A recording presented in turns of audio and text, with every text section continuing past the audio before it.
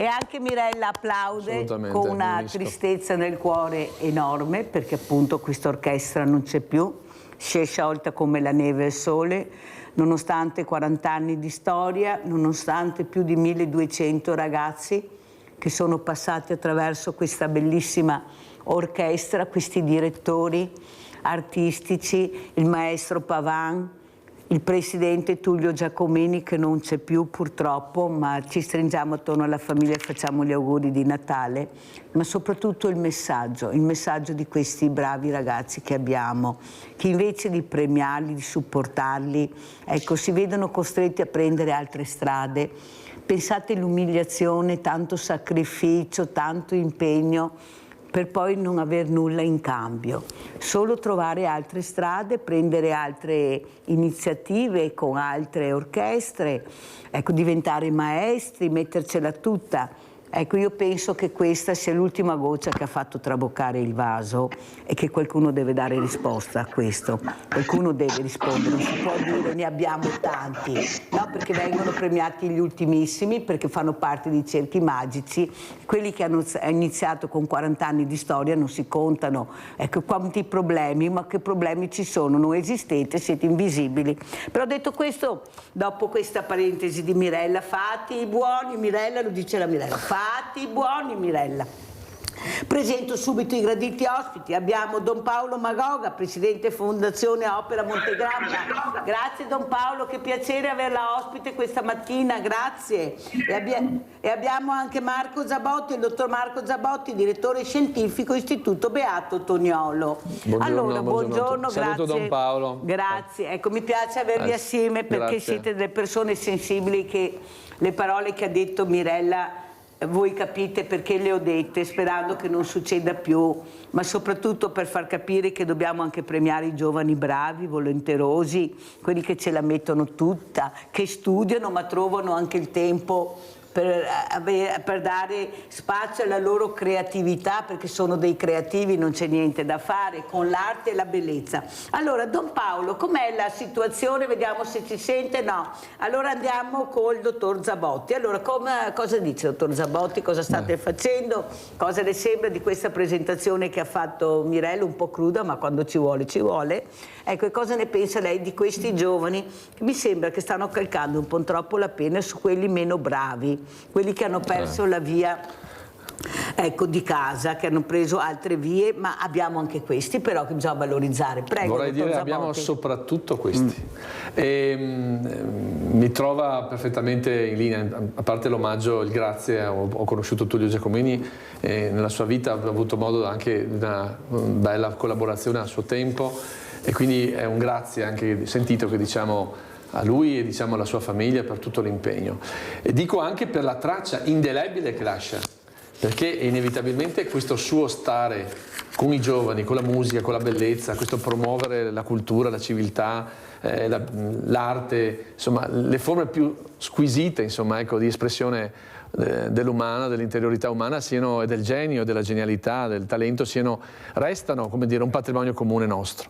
Dal nostro punto di vista posso dire che come Istituto Beato Toniolo abbiamo accolto da anni questa sfida, e noi in particolare attraverso il nostro premio Toniolo, quest'anno poi in modo particolare alla 10ª edizione, abbiamo voluto ancora una volta dare il segnale, visto che abbiamo un premio che è ripartito con una sezione dedicata ai giovani, dare un segnale preciso di valorizzazione, di promozione, di riconoscimento dei giovani che sono assolutamente sul pezzo, che sono premiati per il loro merito, per la loro disponibilità, per la loro generosità, per il loro talento che mettono a frutto e per la loro capacità di animare, non l'aspettativa dei giovani che verranno. Oggi, nel presente, la loro capacità di stare dentro le comunità, di dare il loro contributo, di offrire anche proprio spazi di umanità, spazi di prossimità, spazi di cultura vera. E allora su questo, per esempio, noi col premio Toniolo li abbiamo riconosciuti. E poi bisogna anche dire che ormai da alcuni anni facciamo il Festival La Musica nel Sacro, e chi c'è in prima fila, no? In queste orchestre, in queste ensemble meravigliose, ci sono i nuovi talenti che vanno scoperti, vanno valorizzati e che ogni anno si aggiungono, e quindi per noi è una soddisfazione doppia. Da un lato animare il territorio, ad esempio, dell'Alta Marca. Anche quest'anno l'abbiamo fatto proprio nelle chiese più belle delle colline del Proseguo Iconiano e Valdobbiadene, che oggi è territorio UNESCO. Ma soprattutto anche dare spazio, dare visibilità, dare la possibilità a questi bravissimi giovani, talentuosi, di dare il meglio di sé e di metterli dentro contesti in cui siano davvero protagonisti, non comprimari, protagonisti.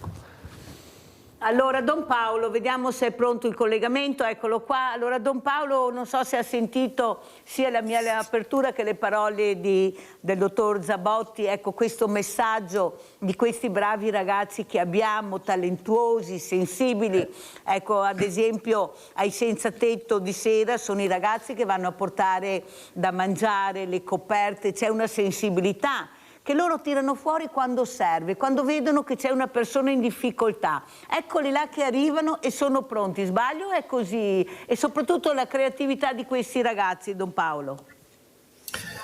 No, non sbaglia. Diciamo che sicuramente queste occasioni, potremmo quasi dire emotivamente forti, sono di grande stimolo per i ragazzi. Pensiamo anche agli scioperi per l'ambiente, tutte quelle iniziative che fanno, non so, a Sant'Egidio, a Roma, o nelle iniziative delle varie parrocchie, giovani per giovani, prendersi cura del territorio. È logico che accanto a questo entusiasmo serve sicuramente dietro una famiglia che abbia educato a questi sentimenti della cura, di commuoversi, di muoversi e di darsi da fare. E secondo, altri adulti che possano accompagnare questi ragazzi nel momento in cui partono, perché loro, secondo me, sono come un fiume in piena, hanno bisogno di argini. L'argine destro potrebbe essere quello di casa e l'argine sinistro potrebbe essere quello di tutto il mondo degli adulti, operatori, volontari, insegnanti, eccetera, che fanno sì che questa piantina, nel suo uscire, ecco, dal bozzolo, piano piano si solidifichi e generi una società più sensibile, più solidale. È vero, Don Paolo Magoga, però tra i due argini c'è un fiume e delle volte un fiume impetuoso che li trascina, che non sanno come fare per salvarsi perché non gli hanno insegnato a nuotare su questo fiume. Chi li salva, Don Paolo? Cosa si può fare per cercare di tendere una mano a questi ragazzi che veramente più delle volte hanno dei vissuti terribili? Ecco, perché io dico sempre, Don Paolo, Dio, patria e famiglia, e se io non ho Dio, un'altra religione. Se non ho patria, perché vengo da un'altra parte del mondo lontano. Non ho famiglia, la scuola c'è, mi accoglie dove vado dove credo. E soprattutto l'importanza della Chiesa, il messaggio di Papa Francesco che ha lasciato, che poi le spiegherò, la chiamerò in disparte, sto cercando di portare avanti, non con grande difficoltà, su queste parole importanti, sono parole di pace, di speranza, di carità. Ecco, come si fa a non credere in queste parole guardando questa gioventù che abbiamo visto? Ma perché dobbiamo esaltare il cattivo e non premiare il bravo? Perché non metterli assieme e cercare che i bravi ragazzi aiutino anche questi? Prego, Don Paolo, lei sta facendo questo poi? Sì. Un po', cerco di farlo. Ecco, sicuramente la sua domanda è pertinente. Chi li salva questi ragazzi? Allora, innanzitutto è bello il tema della salvezza, perché io penso che loro cerchino di salvarsi e il primo salvagente che trovano sono i loro amici, soprattutto quando sono fuori di casa, sapendo che comunque è sempre la famiglia che dà un imprinting. Però è vero che un po' per l'adolescenza, un po' per lo spirito di ribellione, un po' per un contagio di questo fiume in piena, come diceva anche lei, ecco, loro cercano di arginarsi con i loro amici, per cui la buona compagnia, che ne so, quella dell'oratorio, quella del gruppo dei volontari con i disabili, eccetera, è sicuramente un argine che permette a loro di solidificare e venire su in un certo modo. Se invece pensiamo alle bande dei Maranza o come anche ieri leggevo a Treviso, insomma, cioè, ogni giorno ce n'è una, ecco che queste situazioni di marginalità, ecco, c'è bisogno di altro.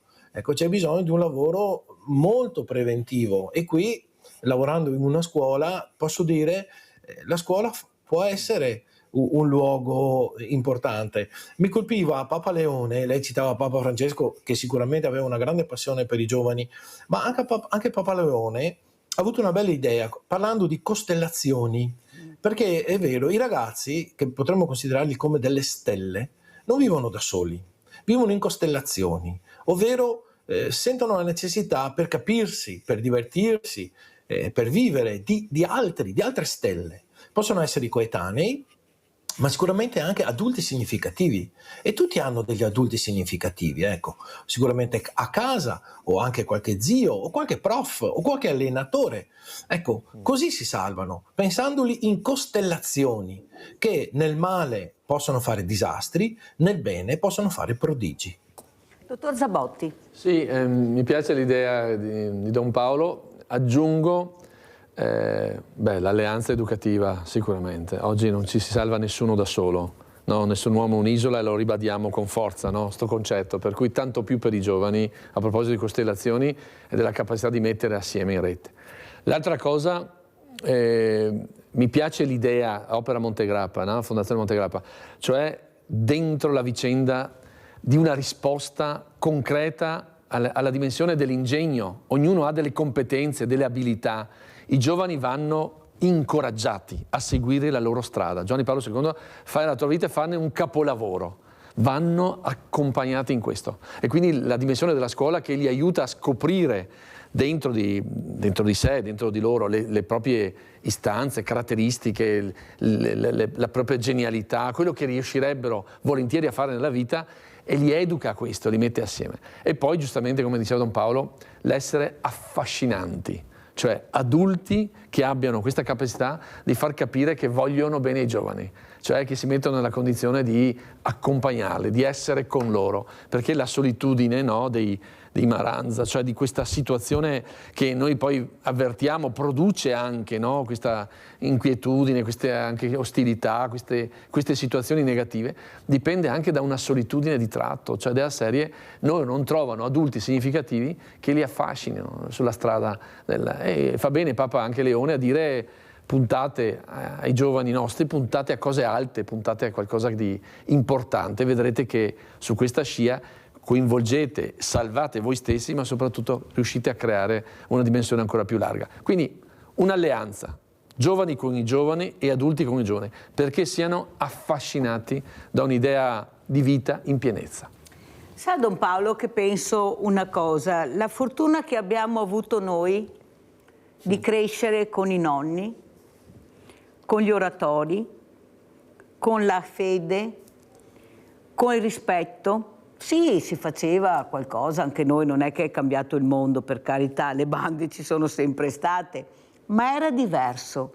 Era il rispetto che tu avevi, anche se poi facevi uno scherzetto a queste persone, perché erano dei scherzi bonari, diciamo la verità, non erano dei scherzi malvagi, erano dei scherzi ironici, però avevi il rispetto della persona.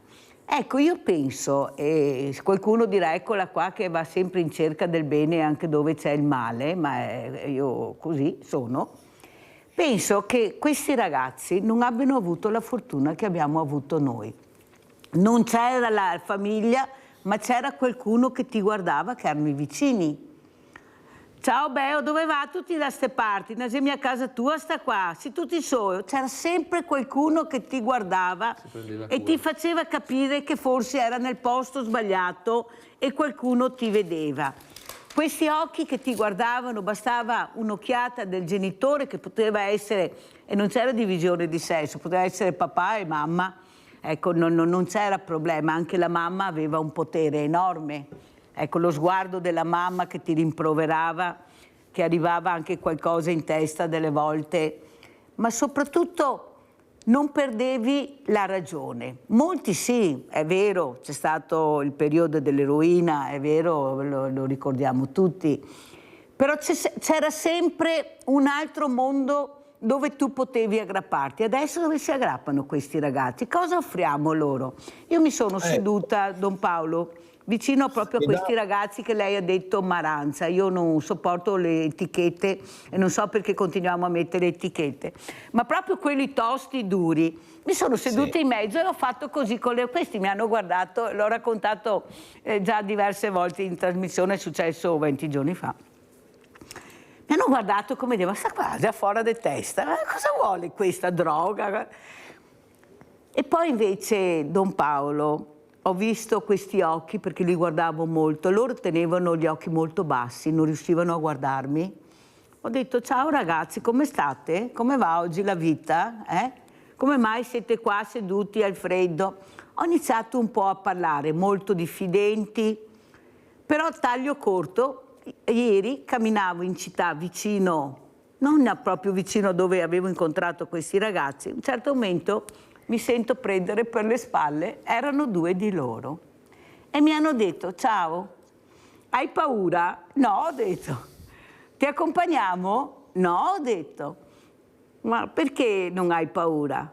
Perché non mi fate paura. Hai ragione. Forse è da colpire proprio quelli che hanno paura, mi hanno detto. Don Paolo, come legge questa frase?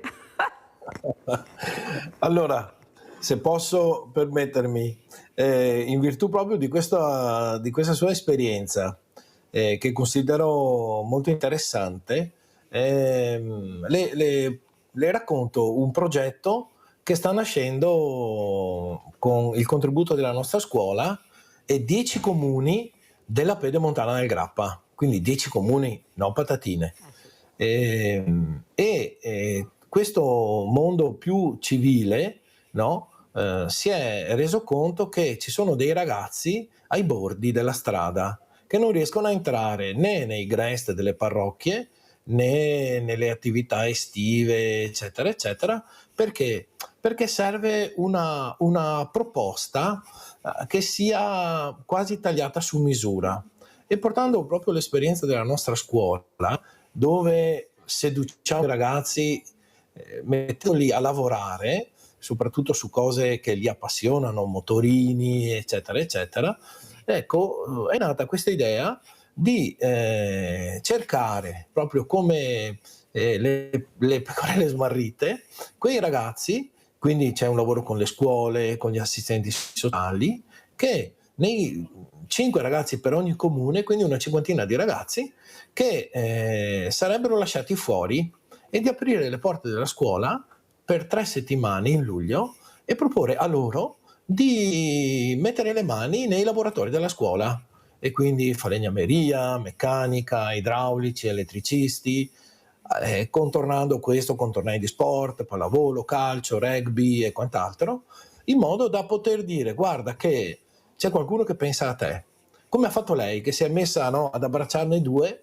Ecco, noi vorremmo fare la stessa cosa abbracciandone 5 per ogni comune, in modo che così ogni, come dire, assistente sociale di quel comune un po' forse conosce la famiglia o conosce questo ragazzo, c'è tutta una rete di volontari che qui a scuola li accompagna, li fa giocare, faremo le merende, eccetera, faremo anche una festa finale, proprio per dire nessuno rimane fuori. E se non entri nella chiesa, nello sport, c'è una scuola che ti apre le porte e ti fa vivere 3 settimane sentendosi parte di una nuova costellazione che potrebbe essere quella dei tuoi amici.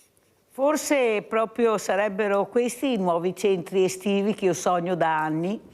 Pensate che a agosto non c'è niente, perché chiudono tutti, i centri estivi pochissimi resistono, ma quasi tutti chiusi perché agosto si va in ferie, agosto. E pensate a quei ragazzi che non riescono a inserirsi, come ha spiegato molto bene Don Paolo Magoga, che dietro l'angolo hanno subito il nemico che non vede l'ora di incontrarli per proporre quello che magari loro sognano, un paio di scarpe nuove, ecco, non fare tanta fatica, non spremerti il cervello, prendi sta bustina e hai le scarpe nuove. Ecco, voi, specialmente voglio parlare di diversamente giovani, che sono quelli più arrabbiati con questi ragazzi. Cercate invece di capire che veramente voi che avete provato la miseria, non la fame, la povertà, che è un'altra cosa, a non avere niente, ma una volta non c'era niente, adesso questi ragazzi hanno tutto e vedono tutto, ma non hanno niente, non hanno quello che a loro interessa di più, che è la famiglia, che è il rispetto, che è l'istruzione, ma bisogna pur dargliela, bisogna pur capire che da soli non ce la faranno, perché come dice Don Paolo, se io sbaglio argine, invece dare su quello giusto vado su quello sbagliato e trovo delle mani che invece mi affonderanno, mi faranno annegare, non ce la farò mai. Devo capire anche qual è l'argine buono, e questi sono i messaggi che diamo, o sbaglio? Io posso? Sì. Sì, aggiungo questo fatto dell'essere insieme, perché la solitudine che provano va di pari passo con la sorpresa di essere abbracciati, no? E questo è il tema di fondo. Quant'era magari che nessuno... Esatto, si avvicinavano. E allora, come dice Gian Paolo, la concretezza, no, di una proposta, dell'essere a fianco, dell'accompagnarli, dell'essere solidari. Non sei diverso, sei come me. Assolutamente, sei con noi. È quell'alleanza educativa di cui parlavo prima, che ci mette tutti nella condizione di poter dare un contributo speciale. Dico anche di più. A volte passa inosservata sulla stampa, sulla comunicazione, anche il tuo discorso delle borse di studio. No? Perché è questo paese che fa fatica a riconciliarsi con la meritocrazia, ma nel senso bello e alto del termine, cioè come a dire, io, comunità, riconosco l'impegno, il sacrificio. Ecco, questa idea della vita in pienezza, cioè la mia vita non va svilita, non va derubricata a cosa, è qualcosa di importante, devo essere protagonista. Allora ti riconosco, quindi hai fatto bene a scuola, è una tappa, è un modo diventi adulto e quindi ti accompagno, ti riconosco, ti do anche, ti faccio i complimenti, ti dico bene, sei sulla strada buona e noi siamo con te. Poi gli sportivi, a proposito, diceva Don Paolo Mago, è la grande nuova dimensione dell'oratorio oggi. Io sono vice anche di una squadra di pallavolo femminile e so la bellezza di questi incontri e cosa vuol dire oggi, soprattutto nel post-Covid, aggregare di nuovo i giovani. Ultimissimo, l'associazione Don Mario Gerlin, ad esempio, fa ogni anno una borsa di studio e premia che cosa? Sì, il merito a scuola, nella scuola media. Chi vede ste robe? Sì, no, ci sono, sì, ma sa che cosa premia anche? La generosità del ragazzo. Bisogna vederle, perché non le vediamo. Sono pubblicizzate e io sono qua a dirlo ulteriormente, che ci sono associazioni che addirittura si mettono in campo con la scuola per valorizzare queste Rinaldo espressioni. da Venezia, vai Rinaldo. Ciao Mirella e buongiorno ai tuoi ospiti. Buongiorno. Saluto Don Mario che lo vedo con piacere. Buongiorno Don Mario. Don Paolo. Non Don Mario. Don Paolo, non sbagliare Mirella. Adesso volevo dire, ti che ti hanno certa di cacati, ti vedi i fiori che giocano per strada, che giocano assieme, una volta che era miele dei fiori, in campo, in casa, in certe parti, che c'era tutti assieme, che si parlava, si bastonava, quello che ti vuoi. Però ciò di dritti, non storti. Addirittura a 10-12 anni andavamo a lavorare, andavamo da un elettricista, un idraulico, a imparare, ma avevamo il piacere di andare, perché avevamo capito che l'unica roba per andare avanti era lavorare e sapendo fare anche. E adesso non si valori, non si cosa facciamo i discorsi, siamo nel 2000, domanissimo essere non straconi di queste robe, ma domanissimo dobbiamo imparare e i fiori ancora di più. Ma gli esempi che vediamo, Mirella, il futuro, un giovane che futuro raro, 1.000 euro al mese per tutta la vita, adesso morto a fame, non può sposarsi, non può far fiori, non può tornare a casa. Dice è l'80% degli italiani che parlano di casa, gli ha col mutuo, gli paga 70 anni. Ma cosa abbiamo per i fiori, per i giovani? Che a venire gai, va via tutti, per forza va via. Non c'è case, con i fiori si fa case del popolo, per la povera gente, con un prezzo cambierà come una volta, un lavoro da 1.600-1.800 al mese, che ne fa a migliaia di fiori. Grazie Rinaldo, fammi andare avanti perché ho tanti servizi. Ecco, condivido in parte non tutto quello che hai detto, perché io sono convinta che se riusciamo a prendere queste mani, ecco, riusciamo anche a salvarne, magari non tutti, ma una buona parte, certo che sì. Sa Don Paolo cosa penso? Proprio guardandoli l'altro giorno mentre camminavamo assieme, poi abbiamo preso anche un caffè assieme, ecco, ho capito che forse questa aggressività che si trasforma dopo in violenza è perché loro si sentono giudicati deboli, giudicati come delle persone che non meritano niente, mentre loro, dentro di loro, si sentono molto forti. E come faccio per dimostrare che non sono debole e non sono forte in un mondo dove non sono ascoltato, sono visto come emarginato? Quale arma posso usare? La violenza. La violenza che in quel momento che la pratico fa capire che io ci sono, che non sono così debole come qualcuno pensa. Ho fatto questa riflessione, Don Paolo, perché io non penso che ci sia tutta questa violenza inaudita che esplode all'improvviso. Per me è una rabbia covata dentro, magari fin da piccolo, un po' alla volta, e poi come faccio a far capire che sono forte? Faccio questo contro una persona che non c'entra niente. Cosa dice Don Paolo? Sbaglio? No, sono d'accordo con lei, nel senso che credo che sia una delle forme per rispondere a tutta una serie di frustrazioni che vengono tra quello che loro vedono di alcuni, no? Che con queste collane d'oro, con queste mazzette in mano, con queste donne bellissime che li circondano, penso ai divi della musica, no? Sti trapper, sti rapper, e constatare che però loro quando tornano a casa non hanno neanche chi magari gli dice ciao, gli mette su qualcosa da mangiare perché si devono arrangiare, e vivono una vita ai bordi. E l'unico modo per battere un colpo, come dice lei, è fare rumore, farsi sentire e dopo prendersela con qualcuno. Ecco, a dire la verità, credo che ai ragazzi, nel limite del possibile, vada insegnato quella capacità di ascoltarsi, di cercare di capire cosa vivi dentro, proprio per evitare di ferire anche le persone che magari ti vogliono bene, perché lei ha fatto un bel gesto nell'abbracciarli, ma se uno le avesse dato una gomitata o se uno le avesse tirato una coltellata, ecco, le è andata bene, però quante volte qualcun altro magari che cerca, no, di evitare che due si azzuffino perché magari, no, come un po' i galli nel pollaio devono contendersi una ragazza, oppure uno si mette in mezzo e le prende magari da tutti e due. Ecco, a scuola stiamo facendo un lavoro e casomai se mi dà la possibilità poi spendo una parola su un libro che abbiamo scritto in più persone.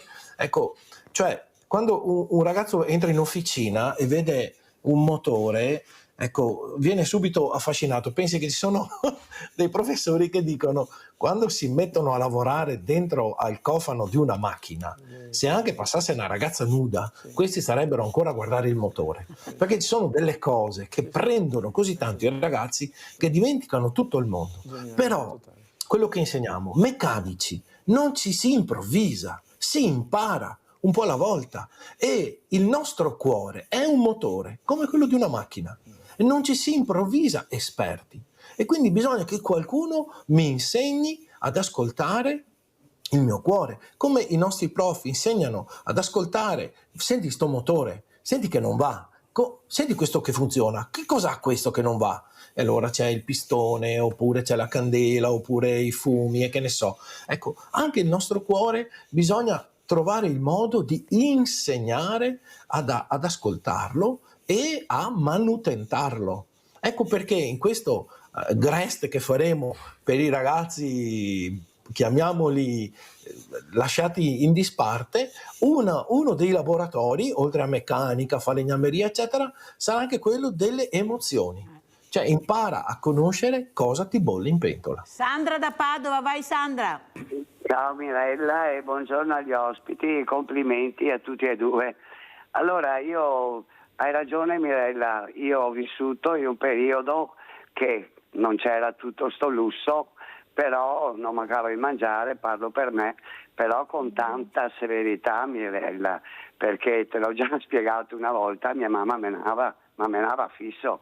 E era severissima, anche perché mio papà era in Germania e io ero la più vecchia, dovevo controllare i miei fratelli.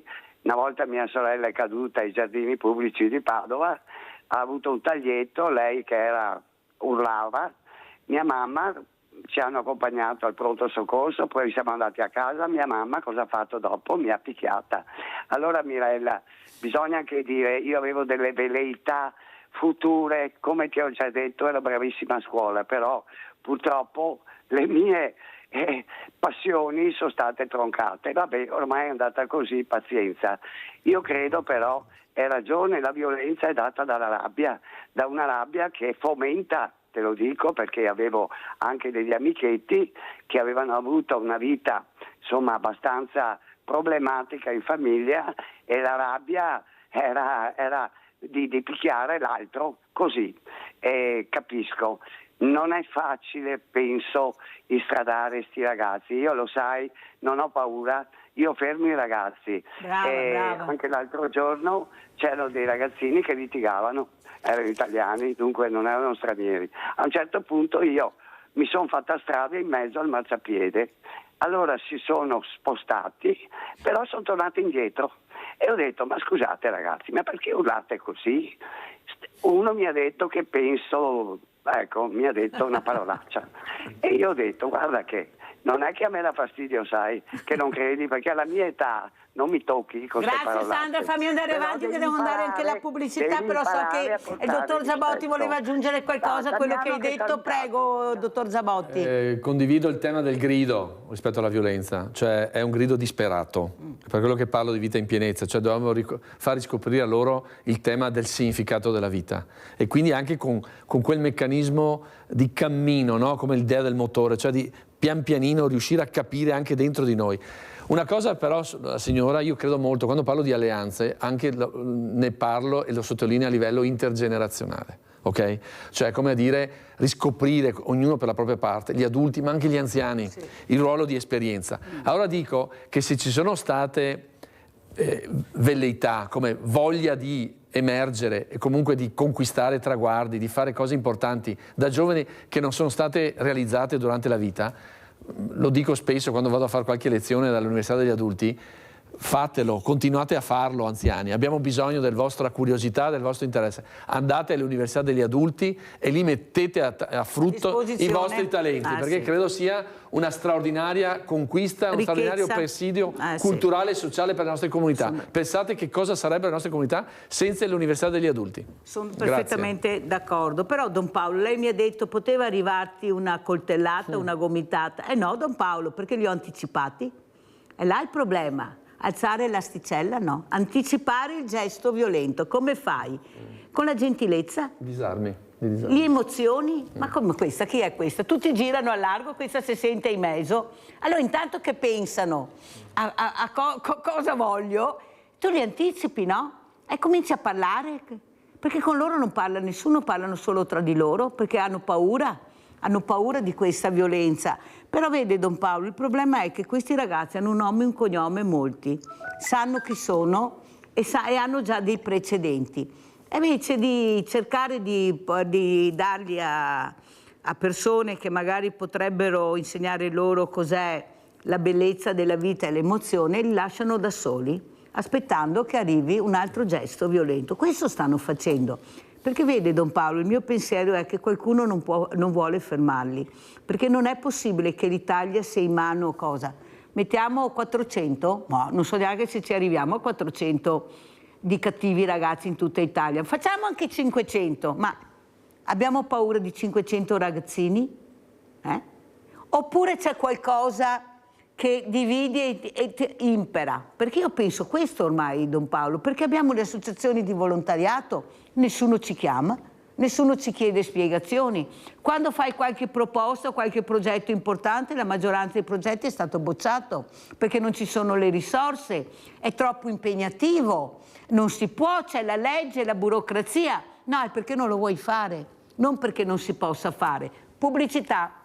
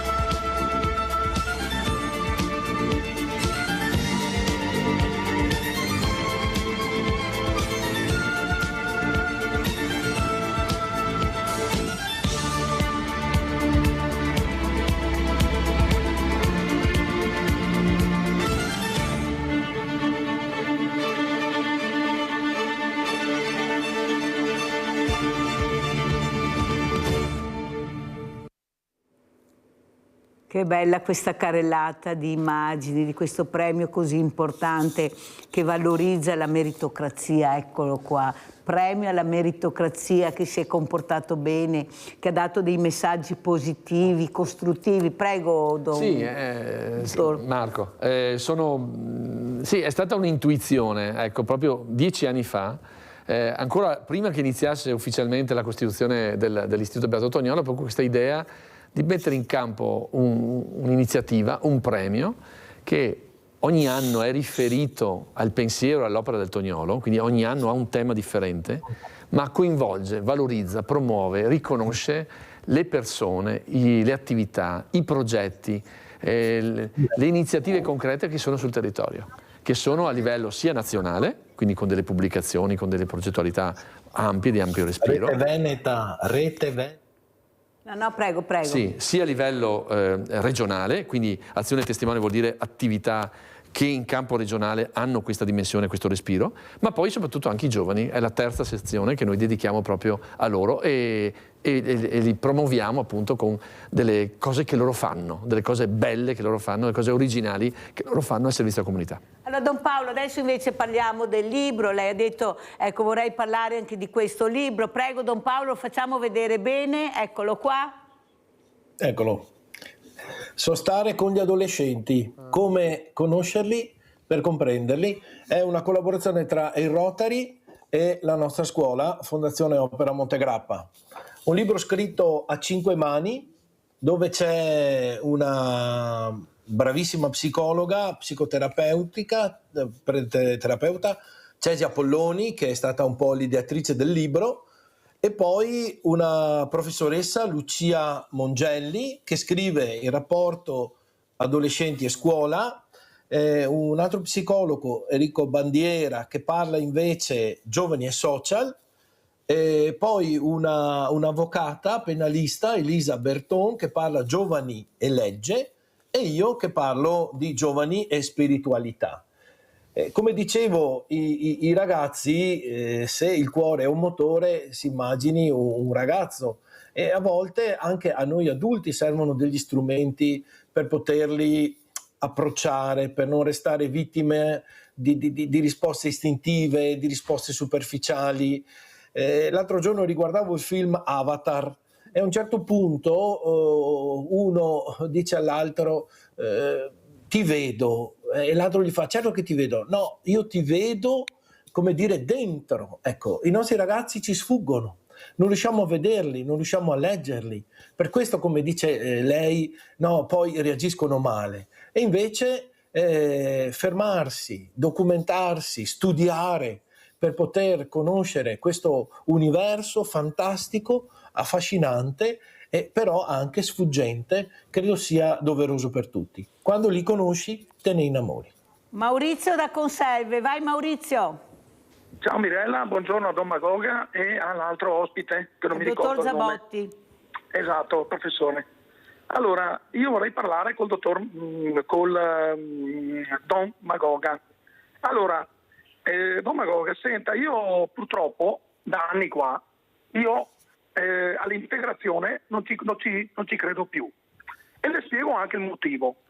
Perché tutta questa gente che viene qua, ok, non si integrerà mai e qualcuno non ha il coraggio di dire la verità. È inutile fare sempre i falsi buonisti, che non serve a niente, perché la verità è una sola. Loro sono di un'altra regione che a noi non ci appartengono. Quindi se vengono qua, a loro della nostra religione non gliene può fregare nemmeno, per non dire un'altra cosa, ok? Interessa, non so, prendere le case degli italiani, ok? Occupare case, fare del male agli altri. Cito Maranza alla Mirella, che è stata fortunata che non chiappava una stecca sulla testa, ecco, io non lo so, va bene, ok? E altre cattiverie, perché loro ci odiano. Noi siamo, ci vedono come gli anticristo, ok? Nel loro credo. Ecco, questa è la verità che qualcuno non vuole dirla. E loro, questi qua, pian pianino, si possesseranno del nostro paese. Questa è la verità che nessuno vuole dire. In Belgio, a Bruxelles, non so se siete al corrente, hanno fatto un presepe senza volto. Perché? Perché la comunità comunità, il 90% della comunità è di religione musulmana, ok? E per non urtare anche questa cosa hanno fatto questo. E un'altra signora, la sindaca, come la chiamate voi, io la chiamo sindaco, di Genova, ok? L'ha detto chiaro e tondo. Lei ha fatto un presepe per non urtare le altre religioni. Ma allora io dico, ma dove stiamo andando, Don Magoga? Le vogliamo fare rispettare le nostre tradizioni a questa gente, oppure tanto ormai l'italiano deve soccombere, perché fra poco pagheremo anche le pensioni a loro, visto che non vanno a lavorare, pagheremo le pensioni, i pensionati pagheranno le pensioni agli extracomunitari. Questo è quello che ci vengono dette, e sono cose che io leggo tutti i giorni e mi fanno rabbrividire. Ecco perché io non ci credo all'integrazione. Ecco, datemi una risposta, buona giornata e tanti auguri, grazie. Ecco, abbiamo sentito le riflessioni di Maurizio, prego Don Magoga. Sì, velocemente, perché credo che... Allora, mi dispiace che sia così arrabbiato, come parlavamo della rabbia dei ragazzi, credo che bisogna anche gestire la rabbia di noi adulti. Allora, le porto la mia esperienza. Quando mi chiedono quanti stranieri hai nella tua scuola, io dico che già la parola stranieri non funziona più, perché un sacco di ragazzi della mia scuola parlano un dialetto come me.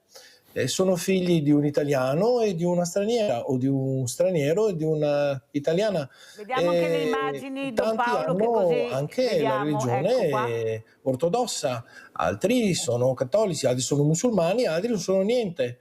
Da un punto di vista della religione verrebbe da dire noi l'abbiamo persa la nostra, qualcuno di loro la tiene ancora duro. Ho paura che sarà una vita dura per tutti, perché il consumismo ci sta azzerando tutti. Quindi secondo me la religione, come per i potenti della terra, è un pretesto, una scusa. Io credo che la mia scuola mi fa capire che se non avessi anche ragazzi di altre etnie, di altri popoli, eccetera, l'avrei già chiusa.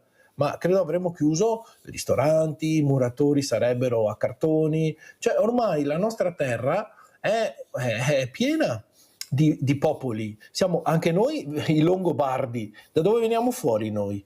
Siamo barbari arrivati qua.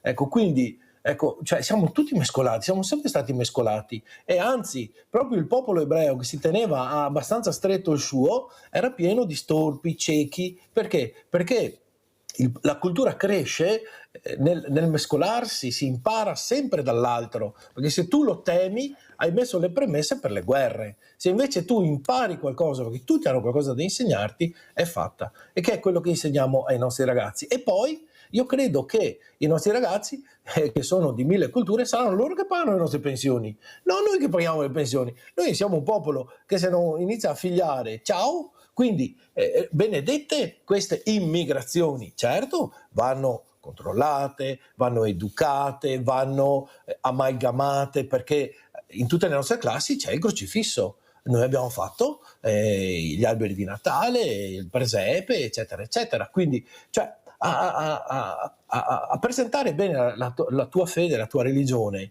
secondo me nessuno fa polemica, ok? E in tutte le classi noi facciamo religione e non succede niente, insomma. Ecco, non è che facciamo catechismo, ecco, insegniamo i valori che dalla religione si potrebbe dire vanno bene per tutti i popoli. Ok, stiamo facendo un'attività sul suicidio, pensi te, che sta portando a tantissimi ragazzi di tutte le culture a farsi la domanda sulla vita, sul senso della vita, perché tanti ragazzi rischiano di buttarla via, non solo gli adulti. Abbiamo forme estreme anche di queste scelte. Ora, sentire cosa pensa l'altro per me è una ricchezza, e devo educarmi a non temerlo, perché se inizio ad avere paura, la frittata è fatta. Dottor Zabotti, vuole aggiungere qualcosa a quello che ha detto Don Paolo? Sì, aggiungo solo l'aspetto importante. Certo che ci sono questioni per cui naturalmente l'integrazione non avviene, ci vuole un senso di responsabilità, ci vuole una logica di diritto-dovere, bisogna entrare in una logica anche di gratitudine rispetto a quello che siamo, a quello che offre anche la nostra civiltà, perché bisogna dire anche questo: siamo patria del diritto, è un'Italia meravigliosa dal punto di vista della bellezza, della cultura, dell'arte, della storia, quindi siamo anche una terra ospitale, No? E proprio perché abbiamo vissuto la vicenda delle migrazioni, le nostre generazioni che ci hanno preceduto, credo che su questo bisogna anche, come dire, coltivare di più la memoria e il senso di questa storia. Dico di più, bellissima l'esperienza, dal lavoro ci si forma, cioè la scuola e il lavoro insieme fanno crescere generazioni, storie, culture diverse, che oggi qui si mettono insieme pacificamente. Questa è l'idea, cioè costruiamo insieme la nuova società a partire dalle giovani generazioni. La cosa in più che riguarda la fede, io credo che solo una forma malintesa di dialogo metta qualcuno nella condizione oggi di dover in qualche modo oscurare i segni del cristianesimo. Non esiste. La nostra religione cattolica prevede per Natale e per le altre feste durante l'anno delle simbologie che sono esattamente proprie di questa religione. È come a dire, non è che noi dobbiamo privarci perché altri. La nostra convinzione, la nostra fede religiosa ci mette oggi nella condizione di dire che a Natale c'è il presepe che ha una sua storia, una sua valenza, una sua cultura, una sua rappresentazione. No, non si possono oscurare o cambiare i simboli. Il tema di fondo è riuscire a convivere tra religioni diverse sapendo che in Italia la religione cristiana ha una storia, un precipitato, una ragione, un modo di essere diffuso e popolare che evidentemente fa parte della sua storia e della sua cultura. Tutto qua. Io sono anche convinta, Don Paolo, che se qualcuno non riesce a fermare saranno gli stessi giovani che li fermeranno con i progetti che sta mettendo in atto lei, che sta mettendo in atto il dottor Zabotti, i giovani che parlano ai giovani, i giovani che insegnano ad altri giovani che forse il mondo gira in maniera diversa. Però bisogna prenderli per mano, bisogna parlare il loro linguaggio, bisogna sapere entrare in questi cuori dilaniati, perché questo è il dramma di la maggioranza di queste persone. Io ho parlato con la mamma di quel ragazzo che è stato ucciso brutalmente da altri ragazzi, proprio vicino a questo Toniolo. Vicino a casa Toniolo. E se voi sentiste il vissuto di questa mamma, voi rabbrividireste. Lei è scappata con questo bambino dal suo paese, nessuno la voleva. Ecco, aveva una storia familiare devastante, ma nessuno, quando è arrivata, ha cercato di capire chi era questa donna e come poterla aiutare. Noi abbiamo tante associazioni, ma ognuno per conto suo, ognuno fa il proprio. Se io non so nome e cognome chi è, come faccio ad aiutare questa creatura che ha bisogno di aiuto, che è fragilissima, che da sola non riuscirà a superare questi ostacoli enormi che la vita ti presenterà. E questa mamma vive in maniera invece sbagliata, perché sa che purtroppo il nemico è dietro l'angolo per lei e per questa famiglia che ha creato, per questa creatura che da sola cerca di trovarsi una via. Ma siamo ancora così? Se io le faccio sentire quello che ho sentito ieri da un'altra donna, il marito ha avuto un ictus, completamente abbandonata, con problemi veramente gravi di famiglia, anzi la farò parlare, non la farò vedere, ma la farò parlare. Non ha nessuno, Don Paolo, nessuno. Ma io non voglio soldi, io ho bisogno di un aiuto fisico, da sola non ce la faccio con questo uomo ancora giovane che è stato colpito così duramente, con due figli che hanno problemi sì, veramente da seguire. E deve chiamare Mirella, per fortuna che ha chiamato, che viene al Banco Solidale, Don Paolo, che si è aperta. Allora stamattina, prima di aprire la trasmissione, ho chiamato chi di dovere e ho detto, oh, ma cosa sta succedendo? Ma come si fa? Ma come si fa a non dare aiuto a una persona così? Aspettiamo che arrivi l'irreparabile. Ah, sì, c'era. Sono seguiti dai servizi sociali. Cosa vuol dire, Don Paolo, essere seguiti dai servizi sociali? No, se vogliono spiegarmelo. Cosa vuol dire essere? Era seguito dai servizi sociali. Come, quando, in che modo? Perché ci sono tanti modi di seguire, o sbaglio, Don Paolo? Cosa vorrebbe dire a questa donna, a questa mamma così colpita in maniera veramente molto forte, Don Paolo? Le potrei portare diversi casi nella mia scuola, nel senso che, come dice lei, a volte queste donne o con mariti ammalati o mariti assenti sono veramente delle mamme coraggio, delle donne coraggio, e a volte non riescono a sostenere anche l'impegno di un adolescente e di varie problematiche che ci sono. Quello che mi ha insegnato a lavorare in questa scuola è che a volte ci sono dei ragazzi che sarebbe da baciargli le mani perché si fanno carico a 16-17 anni della propria famiglia, magari la mamma ha dei figli piccoli, deve accudire a loro, non può fare altro che la donna di casa, e questi ragazzi dopo la scuola vanno a lavorare, arrivano a scuola magari lavorando anche di sera o di notte e chiedono all'insegnante di poter riposare un'ora sul banco perché poi vogliono studiare a scuola. Di fronte a questi ragazzi qua sarebbe da, inginocchiarsi, perché ti fanno capire la dignità di guadagnarsi il pane e di non mendicare, anche se a volte noi stessi come scuola aiutiamo questi ragazzi con magari offrendo loro il pranzo, la merenda o un computer per le lezioni a casa, eccetera. Ma lo facciamo perché, soffiamo su una vela già spiegata di gente che secondo me, anche se straniera, ma non è detto, sarà quella che fa bella e nuova la nostra società. Mirella, io lo devo lasciare perché ho un altro impegno. Don Paolo, abbiamo terminato la trasmissione, perciò sono io che la saluto, la ringrazio. Continuiamo così, Don Paolo, a cercare di mettere sempre questa famosa goccia, sa che a furia di gocce qualcosa riusciremo ad ottenere. Veramente grazie a Don Paolo Magoga, veramente grazie di essere stato con noi, Presidente Fondazione Opera Montegrappa, fatta da persone, da questi ragazzi meravigliosi, sono anche i nostri ragazzi, le nostre creature. Grazie Don Paolo. Sentiamo come... No, dottor Zabotti si ferma ancora 10 minuti, ma devo presentarle delle persone, perciò pubblicità.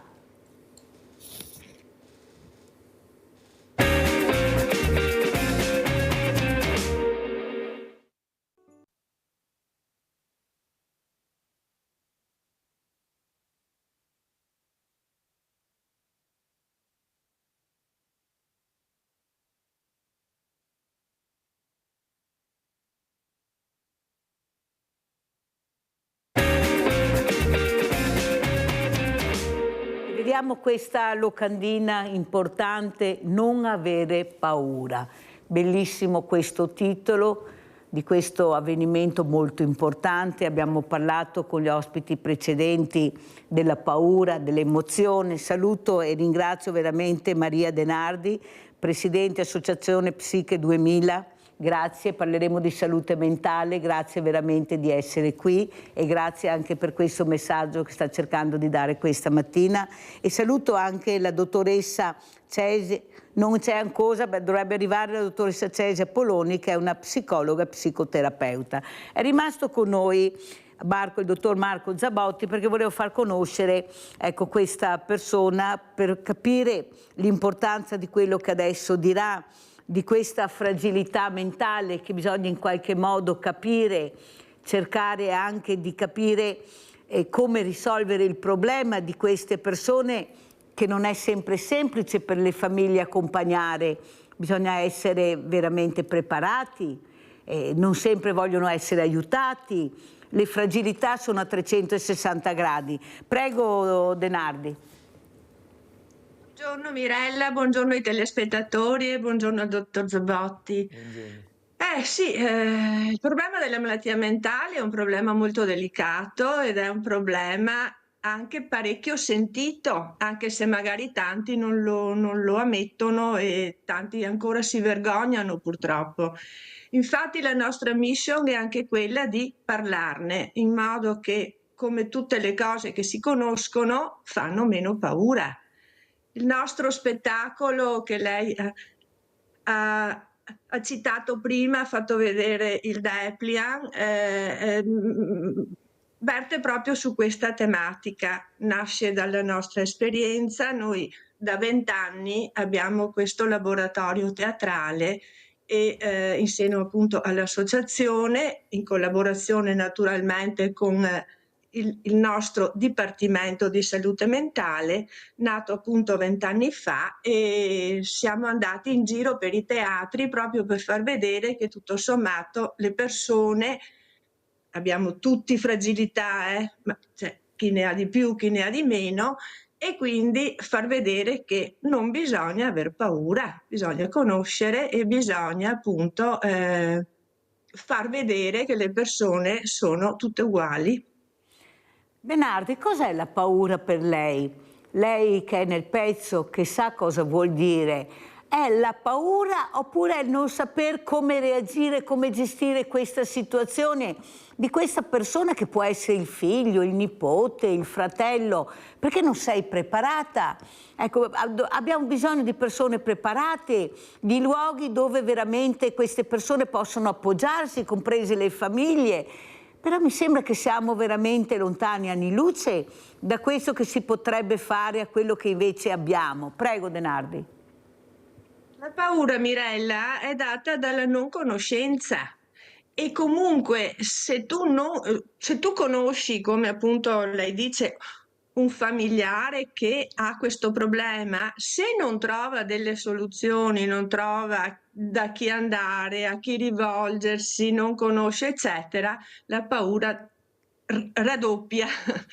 E purtroppo nella malattia mentale vediamo che noi diciamo che è sempre stata l'ultima ruota del carro della sanità. Purtroppo lo è ancora, perché per carità con la legge 180 e poi i nuovi progetti obiettivi, eccetera, abbiamo avuto parecchie risposte, ma manca personale, mancano i medici, mancano anche psicologi. Allora ci dicono che medici ce ne sono pochi, psichiatri, soprattutto appunto psichiatri, ma psicologi ce ne sono tanti, non vengono assunti. E sarebbe veramente importantissimo, anche ho visto prima che parlavate dei giovani, i giovani ne hanno estremo bisogno, soprattutto dopo la pandemia. Ci sono un sacco di patologie, anche se non sono gravi, però hanno bisogno di sostegno, di essere capiti, di essere ascoltati, di essere supportati. Questo purtroppo manca. Basta vedere i suicidi, Denardi, che abbiamo avuto anche in questo anno, i suicidi dei giovani, ecco, al di sopra di ogni sospetto, famiglie irreprensibili. Io ho avuto un papà, che poi è anche educatore, che ha perso il figlio che si è suicidato e ancora adesso si domanda perché. Cosa posso fare? Cosa ha fatto? Si è rimboccato le maniche, ha cercato di incontrare altri genitori, altre famiglie che hanno avuto lo stesso problema, fare squadra per capire come dare delle risposte, chiedersi il perché, cioè per quale motivo, perché ci sono tanti perché questo ragazzo arrivi a fare questo gesto, perché sentiamo quasi sempre, Denardi, che sono ragazzi bravi a scuola, addirittura molti fanno discipline sportive, eppure c'è un malessere dentro. Però sa cosa c'è? Che questi ragazzi sono molto sensibili e riescono a mettersi delle maschere incredibili. Loro hanno questa maschera dove fanno vedere che funziona tutto bene, che non c'è nessun problema, addirittura lo stesso familiare non riesce, ma perché non è preparato? Perché i segnali ci sono, ma devono leggere gli addetti ai lavori. Come ha detto lei, Denardi, si ha ancora paura di parlare di psichiatra. Ecco, psicologo ancora si accetta, ma la parola psichiatra, guardate che è molto difficile ancora nelle famiglie, perché devi ammettere che c'è qualcosa di storto nella tua famiglia e non lo accetti. Pensate culturalmente anche questi ragazzi che hanno questo problema e non riescono a dimostrarlo, a parlarne in famiglia, perché tanto sanno che non saranno ascoltati. È là il problema, non sono all'altezza di questa emozione terribile che sta vivendo questo ragazzo. È passeggero, è l'età. Professore, lei, dottor Zabotti, è anche insegnante, quanto è difficile entrare nel cuore di questi ragazzi, soprattutto farli emozionare, la gentilezza, l'emozione. Non so se sono messaggi che arrivano a loro, ma io ne vedo molto poca, perché questi messaggi sono tenuti nascosti, questi premi, queste borse di studio, bisogna pure farle vedere, bisogna vedere, prego. Allora, noi li comunichiamo, non sempre queste sono l'oggetto più importante importante della comunicazione di oggi, bisogna dirlo, no? E allora perché c'è una comunicazione molto probabilmente spesso si attarda, si ferma sugli elementi che sono invece quelli più, come dire, di cronaca nera, ecco, quelli che fanno clamore in negativo. Detto questo, io volevo salutare la Presidente Denardi, anche perché conosco da anni il senso il senso del loro impegno come Associazione Psiche 2000 al servizio del territorio, primo. Secondo, per la valenza, posso dire, il protagonismo della società civile, cioè il tema del non aver paura, il tema di porre nella dimensione pubblica, no? La questione della fragilità, no? Mentale, no? Della malattia mentale, comunque delle fatiche che tanto più giustamente, come lei diceva, per i giovani nel post pandemia sono diventate sempre più pervasive, sempre più diffuse, sempre più importanti, sempre più profonde e a volte anche proprio non desumibili, non facilmente, perché mascherate, perché chiuse, perché... Allora su questa cosa qua bisogna che ci sia un cambio di passo e la sanità pubblica, giustamente è stato detto, su questo ci deve essere un investimento in termini di personale, ma soprattutto di valorizzazione, come dire, dare importanza, perché qua su questo sfidiamo il senso di una società equilibrata, coesa e che abbia la capacità, insomma, di avere persone, no, pienamente inserite. Allora su questo credo c'è davvero una consapevolezza nuova da assumere. Ecco. Allora, saluto la dottoressa Cesia Polloni, abbiamo parlato proprio di lei, del suo ruolo, il ruolo del psicologo, della psicologa, della psicoterapeuta, su queste fragilità che non vengono ascoltate, che le famiglie non sono in grado di capire, che si vergognano di ammettere che in casa c'è un problema e continuano a mettere la polvere sotto il tappeto. Però questo tappeto prima o poi si alzerà e la polvere veramente soffocherà. Ma quello che soffre è questo ragazzo, questa persona, questo familiare che non è stato aiutato da chi di dovere. Prego, dottoressa. Buongiorno, buongiorno a voi. Mi dispiace di essermi collegata soltanto ora perché gli interventi erano davvero... Tranquilla. Buongiorno. Sì, io credo che dobbiamo lavorare come anche già mi sono confrontata con Don Paolo, ad esempio, sul preparare gli adulti ad entrare in relazione con i ragazzi, perché il problema più grande è questo.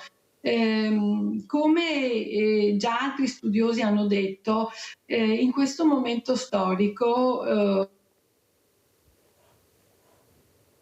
Aia, si è bloccata. Allora andiamo da Mirella da Riesi, poi torneremo sulla dottoressa. Vai Mirella. Mirella? Caduta la linea anche con Mirella. Allora, dottor Zabotti, cosa dice? Ecco, questa dottoressa che ammette che c'è un problema e che bisogna risolverlo però insieme, non divisi. Allora, sicuramente. Vorrei dire anche quello che è la mia esperienza, un nuovo alfabeto relazionale delle emozioni. I giovani oggi vanno accompagnati anche in questo ancora di più che in passato, perché le fragilità dipendono da una non sicurezza di ambienti di provenienza, di ambienti educativi, di ambienti familiari. Giustamente è stato detto prima eravamo protetti, eravamo dentro un contesto in cui sostanzialmente c'era una dimensione educativa profonda comunque, univoca, e oggi invece i messaggi. Poi c'è un mondo virtuale che evidentemente non aiuta, perché a fronte della bellezza e della straordinaria opportunità che arriva dalla comunicazione digitale a oggi, dai nostri smartphone, da tutto quello che oggi viene messo a disposizione, evidentemente ci sono anche comparti di questa comunicazione che non vanno certamente nella direzione di esaltare la bellezza, l'umanità e la pienezza di vita, insomma, ecco. In questo c'è la fatica psicologica di accettare la fragilità di chi non sta al passo, di chi teme il giudizio, di chi non ha sviluppato a sufficienza questa dimensione della relazionalità in casa, con i genitori, negli ambienti scolastici, nell'ambiente anche associativo.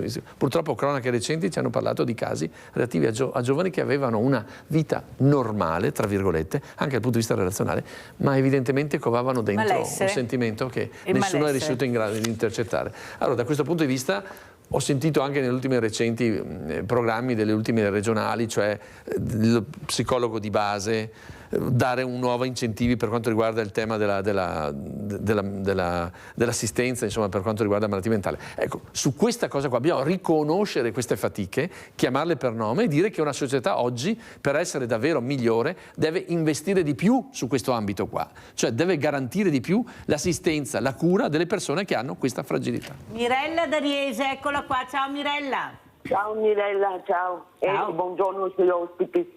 Allora, ieri sono stata dalla mia amica che abita qua vicino a me. Sono andata a trovarla e stava facendo l'albero di Natale. Ecco. Dopo è venuto fuori il suo figlio a vedere chi c'era che aveva suonato, ed ero io. Allora la mia amica fa: vai avanti a mettere qualche pallina finché parlo con Mirella. E lui ha detto: mi non me ne frega. Batte a porta e va in camera. Questa sarebbe l'educazione di un figlio.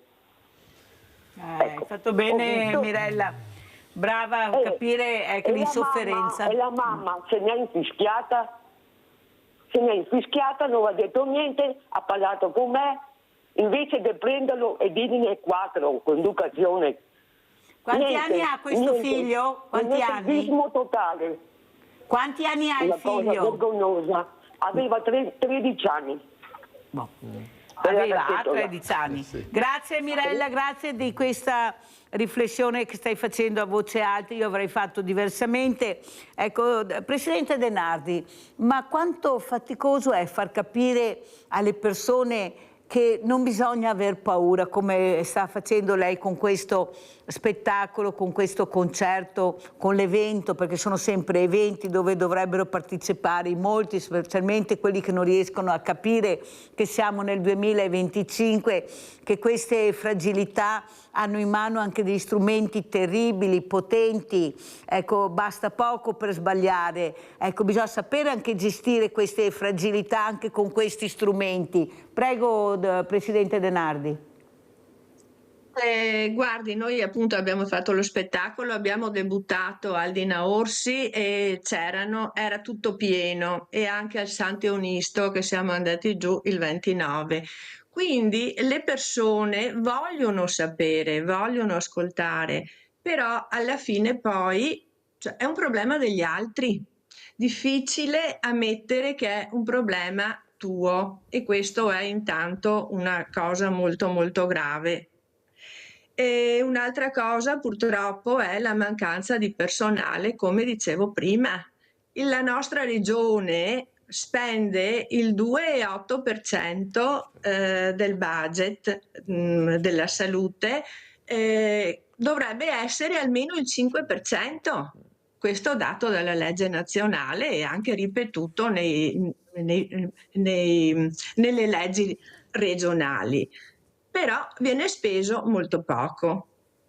Quindi anche là le persone magari che chiedono aiuto si rivolgono una volta al medico curante, il medico curante manda al dipartimento, al centro di salute mentale, però poi le cose un po' si fermano, nel senso che viene preso in carico la persona, però essendoci poco personale le visite poi vengono spostate, rimandate, oggi non si può, venga la prossima settimana, vediamo un po' come fare. Le persone poi anche si stancano, quindi c'è anche questo da mettere in conto purtroppo, e quindi ripeto, ci vorrebbe più sostegno da parte della nostra azienda sanitaria. Mi sembra che sia stata anche premiata questa azienda sanitaria, perciò capisce bene che tra il dire e il fare c'è di mezzo il mare. Io delle volte dico: guardate che se siamo presi così ve la siete anche voluta e goduta, e adesso poi venite a piangere perché manca qua, manca là. Invece bisogna anche capire che forse un cambiamento va fatto, perché le cose non vanno bene.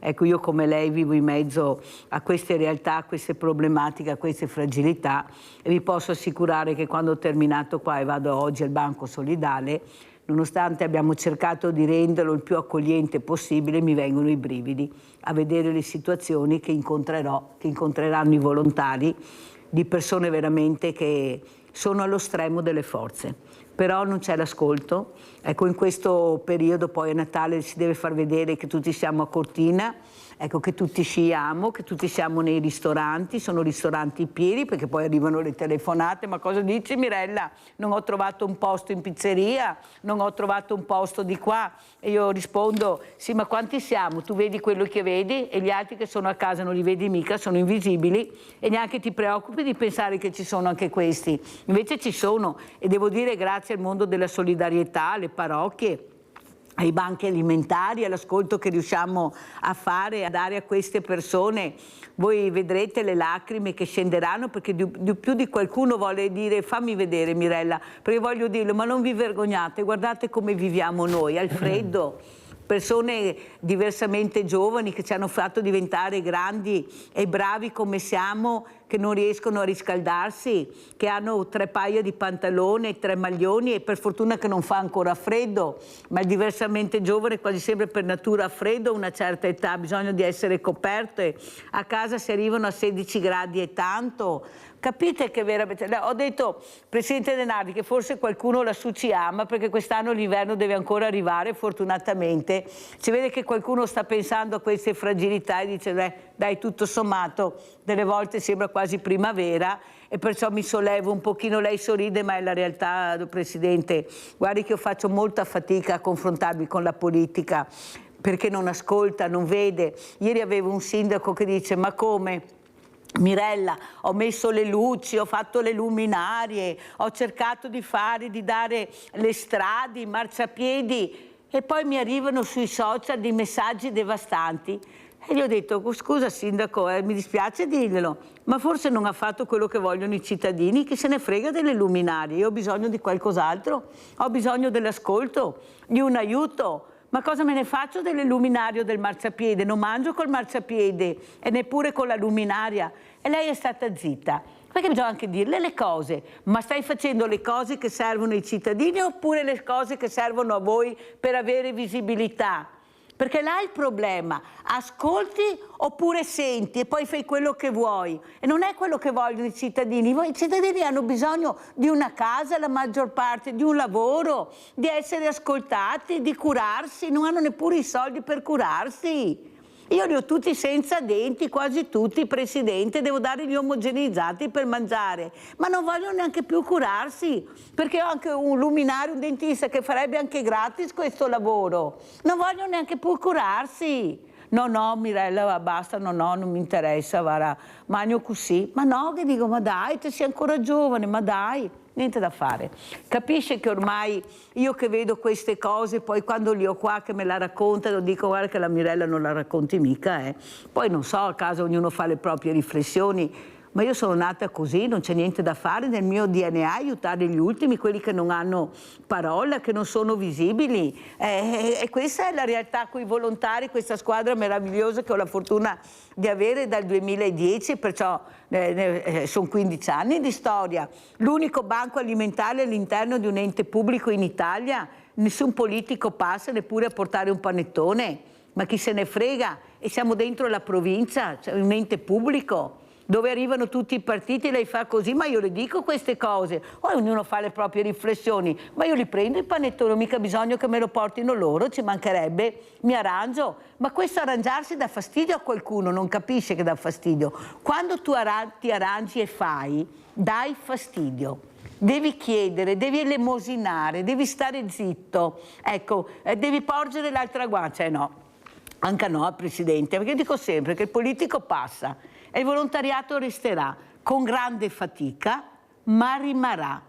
E proprio grazie al volontariato che loro sono riusciti a risolvere tanti problemi anche come amministratori, perché quando hanno bisogno alzano il telefono e arriva il volontariato. Sbaglio, dottor Zabotti? Viene riconosciuto, devo dire la verità. Cioè, se pensiamo ai nostri enti pubblici, ma in particolare a partire dalle amministrazioni locali, che cosa sarebbe la vita comunitaria senza questo famoso volontariato, che giustamente viene elogiato perché spesso, come dire, si mette nella condizione proprio pratica, concreta di dare una mano, di supportare, di sostituire addirittura l'intervento. Ma poi bisogna ricordarsi che c'è un volontariato, magari quello che non fa esattamente le cose concrete e appariscenti, ma è questo volontariato che io ho usato nel mio libro, no, i rammendatori. cioè quelli che continuano a cucere, a rammendare, a mettere insieme, nonostante questa umanità che, come dire, sia lacerata, sia a volte strappata, e loro fanno la fatica ogni giorno di mettere assieme. Sentiamo se c'è la dottoressa, se riesce a collegarsi la dottoressa Poloni. Niente, abbiamo, per carità, mi dispiace questo collegamento, ci tenevo tanto proprio per dare risposte anche alla Presidente, ma pensate, ecco, andiamo nella Luna e abbiamo i collegamenti così, cioè vi rendete conto di cosa parlo? Però funziona così. Allora, quindi, dottor Zabotti, come ci saluta? So che lei deve lasciarci. Sì, la saluto con grazie, ovviamente, perché credo che oggi abbiamo avuto particolari sintonie anche su temi che ci stanno particolarmente a cuore, e ringraziando anche Don Paolo, ringraziando la Presidente De Nardi, ringraziando in particolare Mirella, perché anche la sua riflessione adesso è una riflessione che nasce dalla vita e dal fatto che oggi noi, soprattutto in questo tempo, ci avvicina Natale, ma questa dimensione di riuscire a vedere con sguardi diversi, ad ascoltare con orecchi diversi le fatiche di questa umanità dolente che è a fianco a noi. Noi spesso il tema più grande, citava Papa Francesco, il tema dell'indifferenza, e noi, parlo in particolare per i credenti, chi crede non è un borghese, cioè non è uno che vive di autoreferenzialità o di comfort zone, della zona in cui è confortato nelle sue sicurezze, ma chi si mette nell'ottica e nello sguardo di un cuore che guarda la prossimità. E allora credo sia una riflessione che però deve attivare un cambio di vita e un cambio di prospettiva, quindi davvero grazie, e l'augurio che posso fare davvero a tutti i telespettatori per questo Natale. Grazie dottor Marco Zabotti, direttore scientifico Istituto Beato Toniolo, cultura sociale molto importante, grazie. Sperare e buon Natale. Ancora, come è il titolo del mio libro. Esatto. La vita buona, un nuovo umanesimo, e su si questo va avanti. credo. Allora andiamo a vedere questi 4 minuti di questo spettacolo, Non aver paura, e poi lo commentiamo con la Presidente.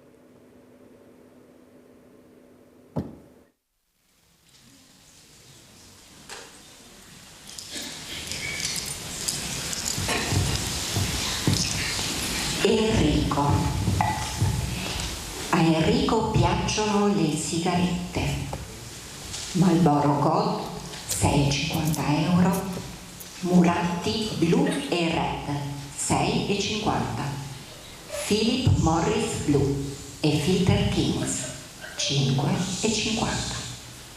Enrico ha il terrore delle operatrici. Francesca ama far rimbalzare i sassi sul meschio. Francesca ha paura della paura. Pietro è un uomo tecnologico. Wi-Fi, hi-fi home. Pietro teme il giudizio. Pietro ha paura del papà. Maria Teresa è la regina del Pizzoc. Forse è anche la proprietaria di Vittorio Veneto. Maria Teresa ha paura di sentire il vuoto. Maria Teresa ha paura di lampi e tuoni. Ceraunofobia. Donatella adora fare shopping. Lustrini, paillette, glitter, lurex, sbarluccichi tutti. Donatella ha paura dello sporco e delle malattie. Rupofobia, misofobia. Federica vive di musica. Federica ha paura dei cani. Cinofobia. Lello la prima parola della sua vita è stata Milano. Lello ha paura della solitudine. Autofobia. Giulio è felice quando fa assistenza alla Lazio ad Auronzo d'estate. Giulia ha paura dei ladri. Paxofobia.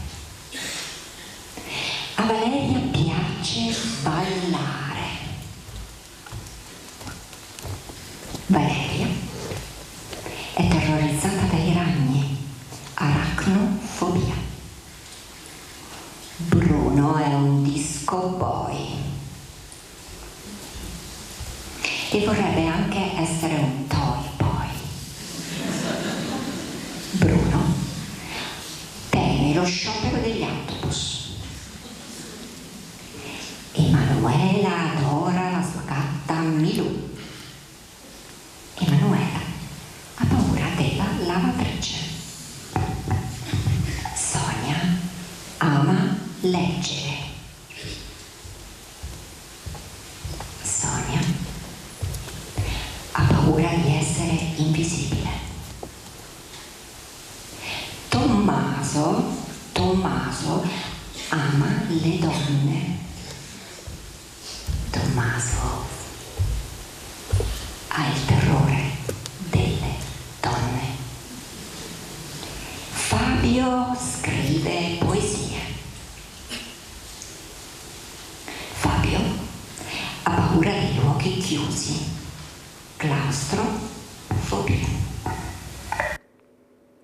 Allora, Presidente De Nardi, cosa dice questo spettacolo, queste figure, queste creature, ognuno col suo perché, con la sua storia? Prego. Ognuno con la sua paura. E questo è solo l'inizio, era un po' la scena ferma, dopo è molto più bello, molto più variegato, ma no, volevo sottolineare che appunto secondo noi il palcoscenico è magico, perché quando sei sul palcoscenico sei tutti uguali, siamo operatori, 4 volontari, gli altri sono ragazzi seguiti, persone seguiti dal centro di salute mentale, perché ragazzi siamo tutti ragazzi ma non siamo più giovani.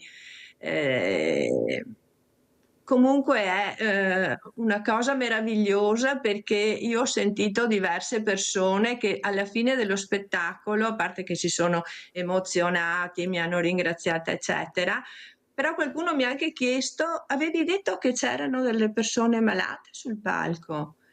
E questo è stato bellissimo, perché vuol dire che le differenze spariscono. Quindi è un'esperienza molto molto importante e è riabilitativa, perché vediamo delle persone che appunto arrivano e sono molto timide, introverse, eccetera, poi si aprono, e salire sul palco, avere la soddisfazione, gli applausi e poi appunto far vedere che le differenze alla fine sono talmente minime che non te ne accorgi più. Quindi è bellissimo. E affrontare la paura insieme è diverso che stare da soli. Io sentire che un ragazzo di 15 anni si toglie la vita vuol dire che la società, tutta la società ha fallito. Questo penso, Mirella. Quindi dobbiamo tutti quanti cercare di ascoltare soprattutto questi giovani, le persone con fragilità, gli anziani. Sono persone che vanno ascoltate, soprattutto secondo me. E l'affrontare insieme, non essere da soli, è la cosa più importante. Io non so, Presidente De Nardi, se lei conosce Luana Calabrese. Sì. Ecco, la è quale dell'associazione ha aperto questa casa, questo centro, per dare proprio quello che dice lei, l'ascolto, il sostegno a queste famiglie. Ecco, sta impiegando anche, ecco, economicamente, si sta mettendo in prima linea, anche se trova anche lei molti ostacoli, perché qui viviamo di visibilità. Chi ha più visibilità e meno visibilità anche nella malattia, anche nella paura che qualcuno arrivi prima di me, sia più forte di me. Ecco, forse anche unire le forze su un delicato tema come questo che stiamo trattando. Cosa ne pensa, Presidente De Nardi? Sicuramente è importante condividere con le altre associazioni e fare insieme Infatti noi abbiamo realizzato adesso un giornalino col nostro gruppo di ragazzi che appunto scrivono, che a loro piace scrivere, eccetera. Abbiamo partecipato ad un bando del Centro di Servizi Volontariato con la San Vincenzo, la Caritas, il coordinamento delle associazioni, Terra Fertile, proprio per fare insieme, per fare rete. Perché è importante la rete. È importantissima. Noi appunto collaboriamo anche appunto con le altre associazioni proprio perché da soli. Alberto Stefani, che ho avuto il piacere di incontrare proprio qui in trasmissione, che forse se facciamo noi non riusciremo mai a fare rete, non c'è niente da fare, ci proviamo, ma poi se invece fosse la regione, visto che lui tiene molto al sociale, che ha diviso anche il sanitario dal sociale, che parla della figura di questa fondamentale del psicologo, del psicoterapeuta, che fosse la regione a fare questi tavoli inclusivi tra associazioni, perché non possiamo fare il solito minestrone, tutti facciamo tutti, siamo tutti insieme.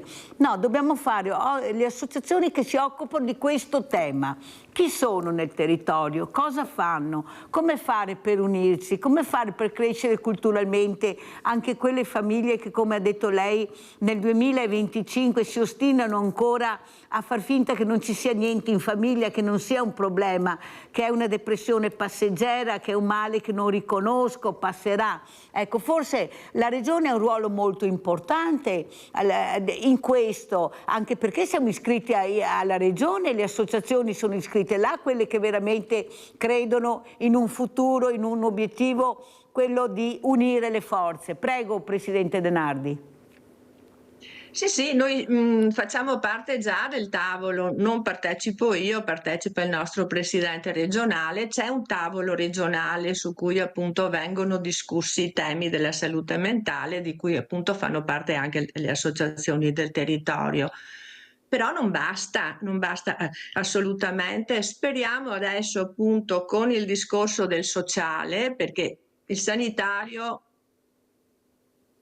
ha bisogno comunque di essere implementato sicuramente, però il sociale è un grande deficit, quindi speriamo che appunto con la nuova, con il nuovo assessorato, se ci sarà, ma spero di sì perché è stato enunciato, quindi speriamo che ci sia, di poter fare qualcosa in più.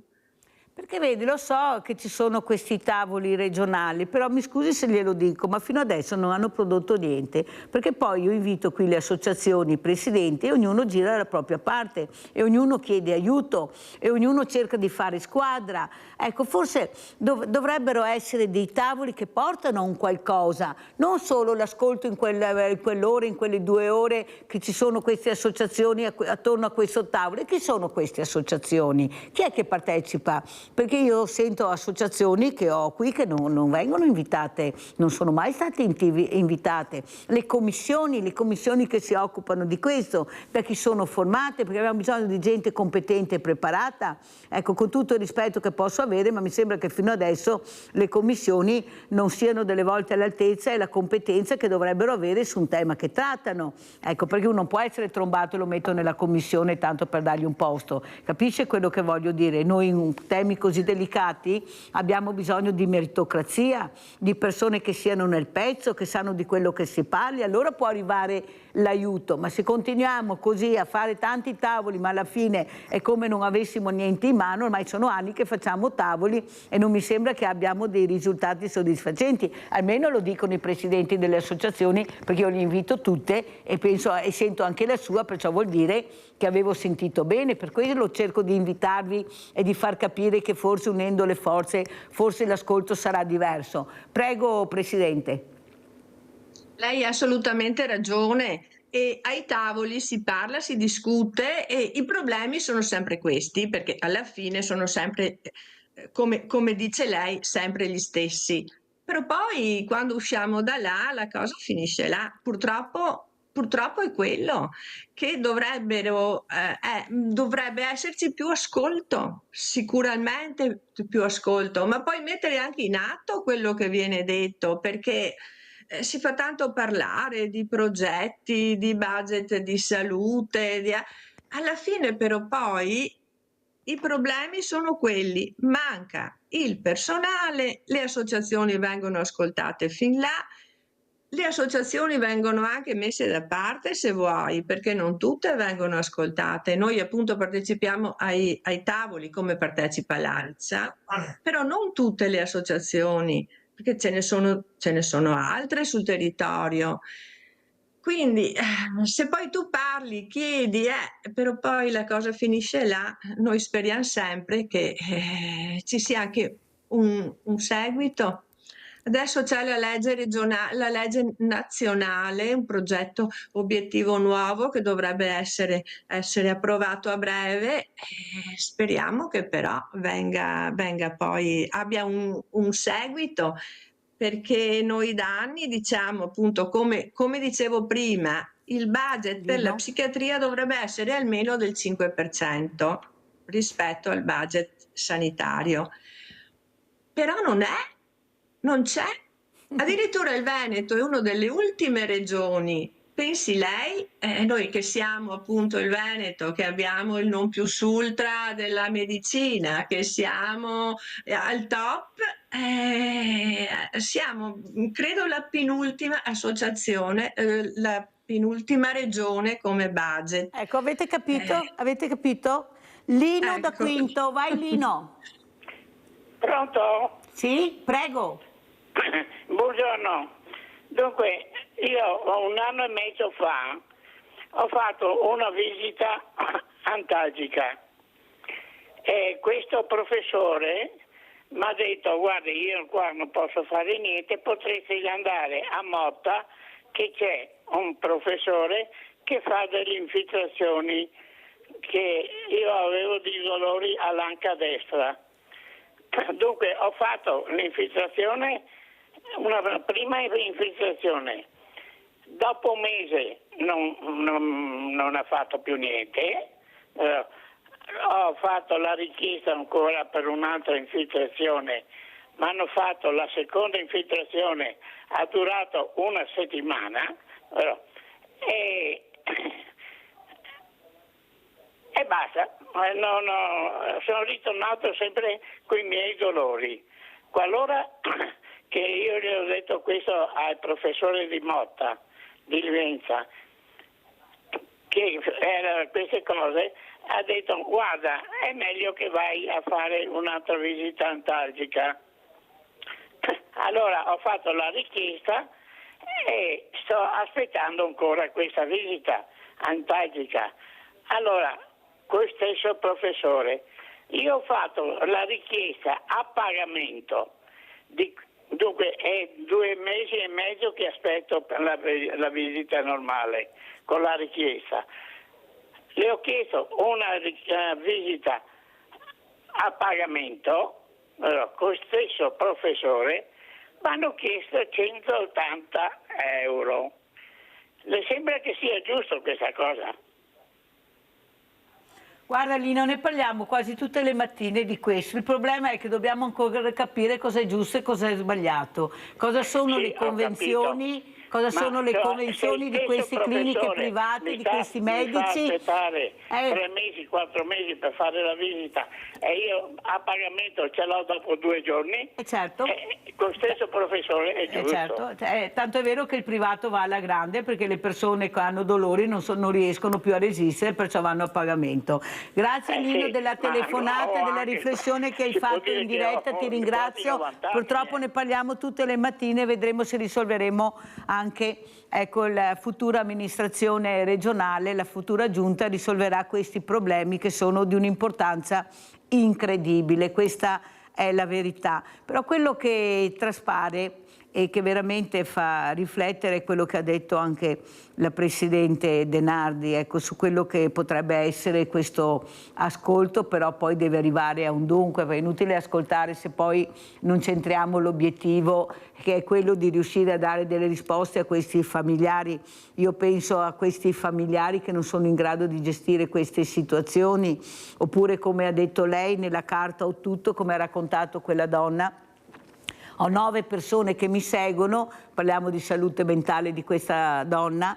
In realtà non ho nessuno, quando alzo il telefono e chiamo non mi risponde nessuno, oppure cambiano in continuazione questi assistenti, non sanno la mia storia, devono informarsi, passa il tempo, io cosa faccio? Capisce che non ci siamo proprio, bisogna avere anche il coraggio di dirlo però che non ci siamo, perché se continuiamo a dire che tutto va bene, che non ci sono problemi, oppure sono dei problemi marginali che si possono risolvere, io penso che sono anni che invece non vengono risolti questi problemi che poi diventano pericolosi, perché se la persona non la gestisci bene con i farmaci, con quello che serve, diventa un problema anche per la comunità quando esce, qua in casa per i familiari, o sbaglio? Presidente Denardi, vogliamo parlarne? I problemi sono tanti, Mirella, soprattutto per le persone che hanno patologie più gravi, che vengono viste magari con i farmaci, vengono seguite magari per un periodo breve, dopodiché c'è la visita di controllo fra un paio di mesi. Ma in questi 2 mesi qua cosa fa?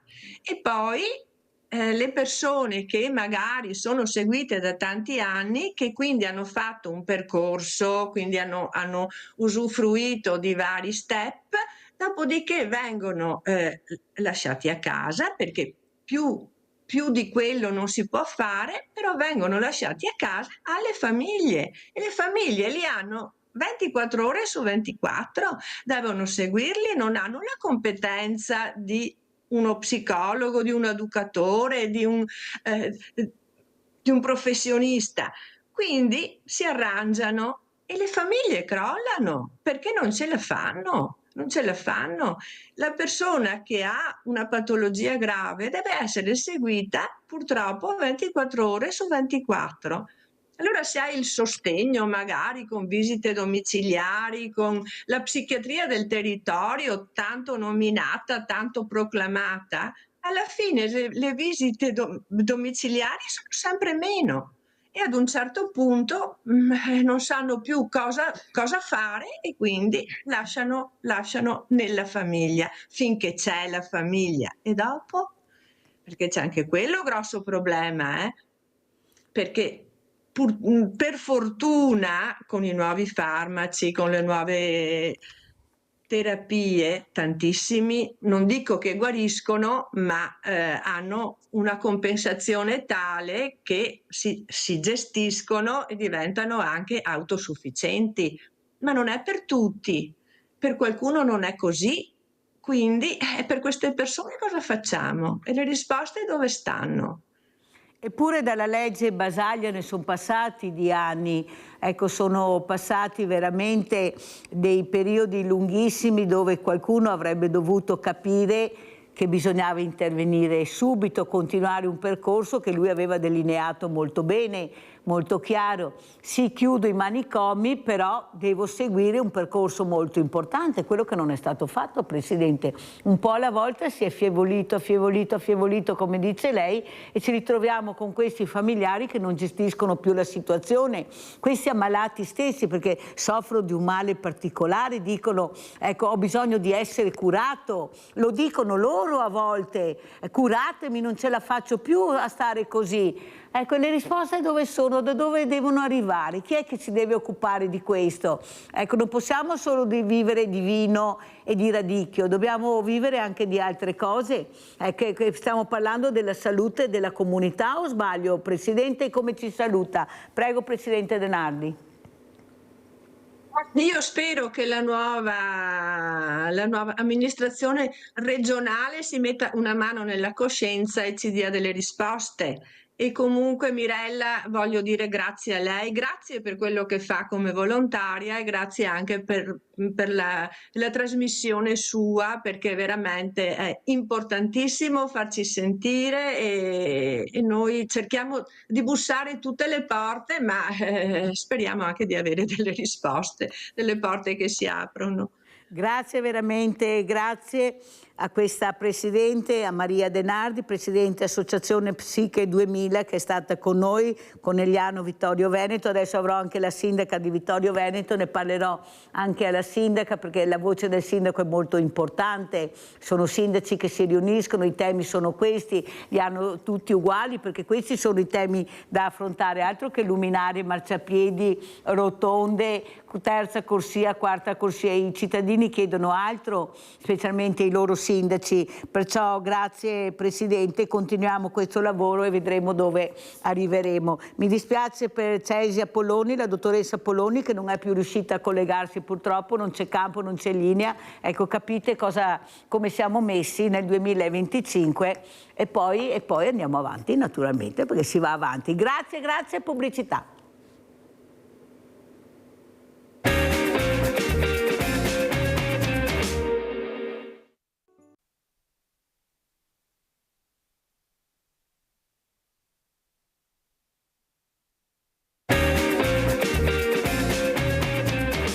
Siamo con Mirella Bagliana, Sindaca di Vittorio Veneto. Grazie ai Sindaco di essere qui con noi.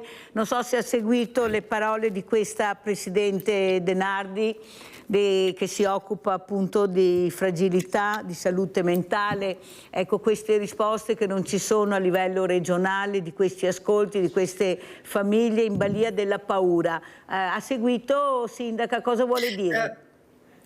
No, sinceramente mi sono collegata un po' in ritardo, però ho percepito insomma le preoccupazioni soprattutto di queste associazioni e condivido quello che sono riuscita a capire, nel senso la preoccupazione è sempre altissima, quello di dare risposta al disagio psichiatrico di innumerevoli persone che tra l'altro sta aumentando in modo anche potenzialmente importante e effettivamente in Veneto si fa grossa fatica a dare queste risposte e soprattutto anche nei nostri territori stiamo registrando quotidianamente un aumento di situazioni di disagio legate a vari fattori che coprono tutte le fasce d'età. Questo è importante dirlo, si va appunto dalla parte adolescenziale, da una fascia d'età adolescenziale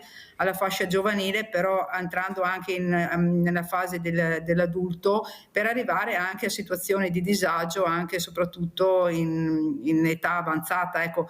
Quindi purtroppo dobbiamo chiedere e dobbiamo concentrarci su un potenziamento dei servizi rivolto a questa situazione. Ecco. Sindaco, però è anche vero che voi siete in tanti, avete questa associazione l'ANCI che è molto forte perché i problemi sono gli stessi. Il problema è che anche voi non siete ascoltati e siete quelli che avete la patata bollente in mano. Siete i responsabili della salute dei vostri cittadini, avete poche risorse, i problemi sono tanti, però siete quelli meno pagati, eppure ce la mettete tutta, quasi tutti, devo dire la verità, per cercare anche di ascoltare queste fragilità. Però poi anche voi cosa potete fare? Ieri appunto dicevo, anche stamattina avevo la sindaca Susanna che diceva ho fatto tanto nel mio paese, poi mi arrivano nei social queste critiche inaudite a mio avviso e ce l'ho messa tutta. Io mi ho detto mi dispiace sindaco dirle quello che penso, ma forse non ha fatto quello che volevano i suoi cittadini. Ecco, lui non gliene può fregare meno della luminaria, del marciapiede, loro hanno bisogno di qualcos'altro in questo momento. C'è un'emergenza di povertà che impressiona, però non bisogna farla vedere, bisogna far vedere che tutto luccica, che ci sono tanti brillantini, che tutto va bene, che non è vero che c'è questo nei paesi, nelle città. E invece poi alla fine il cittadino si ribella e scrive e dice no, non è questo che voglio, è qualcos'altro che ho bisogno, soprattutto un ascolto adeguato. Perché delle volte, io vedo anche dalle telefonate che ricevo, sindaco, l'ascolto è fondamentale, non sempre abbiamo la bacchetta magica per risolvere i loro problemi, però già essere ascoltati per loro è un qualcosa di importante o sbaglio? Prego Bagliana. No. Assolutamente, guardi Mirella, io ogni settimana dedico quasi 2 mattinate intere all'ascolto dei cittadini e veramente ho da qui a gennaio a febbraio ho quasi tutte le settimane gli appuntamenti già fissati, ho tantissime persone che vengono sì, appunto in questi due mattinate a chiedere a sottopormi i loro problemi e sono soprattutto problemi legati alla questione della casa, gran parte. Ecco, io volevo segnalare questa questione che secondo me la stiamo un po' sottovalutando tutti quanti, partendo dal governo, scendendo a livello regionale e poi anche nei comuni. Ripeto, la situazione della casa è una situazione che a breve esploderà in maniera ancora più forte, è già un problema, ma diventerà un ulteriore problema. Io ieri avevo una signora di 75 anni, una coppia che purtroppo ha vissuto in una casa in affitto, adesso ha uno sfratto e quindi è venuta a chiedermi, cioè ci sono delle persone anziane che si ritrovano in giro di 3-4 mesi a dover uscire dalla propria abitazione dopo che hanno vissuto e pagato l'affitto per 30 anni e così non sono riusciti e da un momento all'altro ci chiedono appunto una sistemazione, cosa che noi non riusciamo a dare una risposta nell'immediato. Altre situazioni di coppie giovani, stessa cosa, poi ci sono la questione degli emigranti, anche loro, dei migrati che anche questi si trovano con delle famiglie numerose che hanno bisogno degli spazi e quindi anche qui c'è questa richiesta. Il problema è che se non scatta un piano casa a livello governativo nazionale, noi non riusciremo mai a dare risposte e quindi diventerà veramente una situazione ingovernabile. E questo è un punto importante che dobbiamo sottolineare.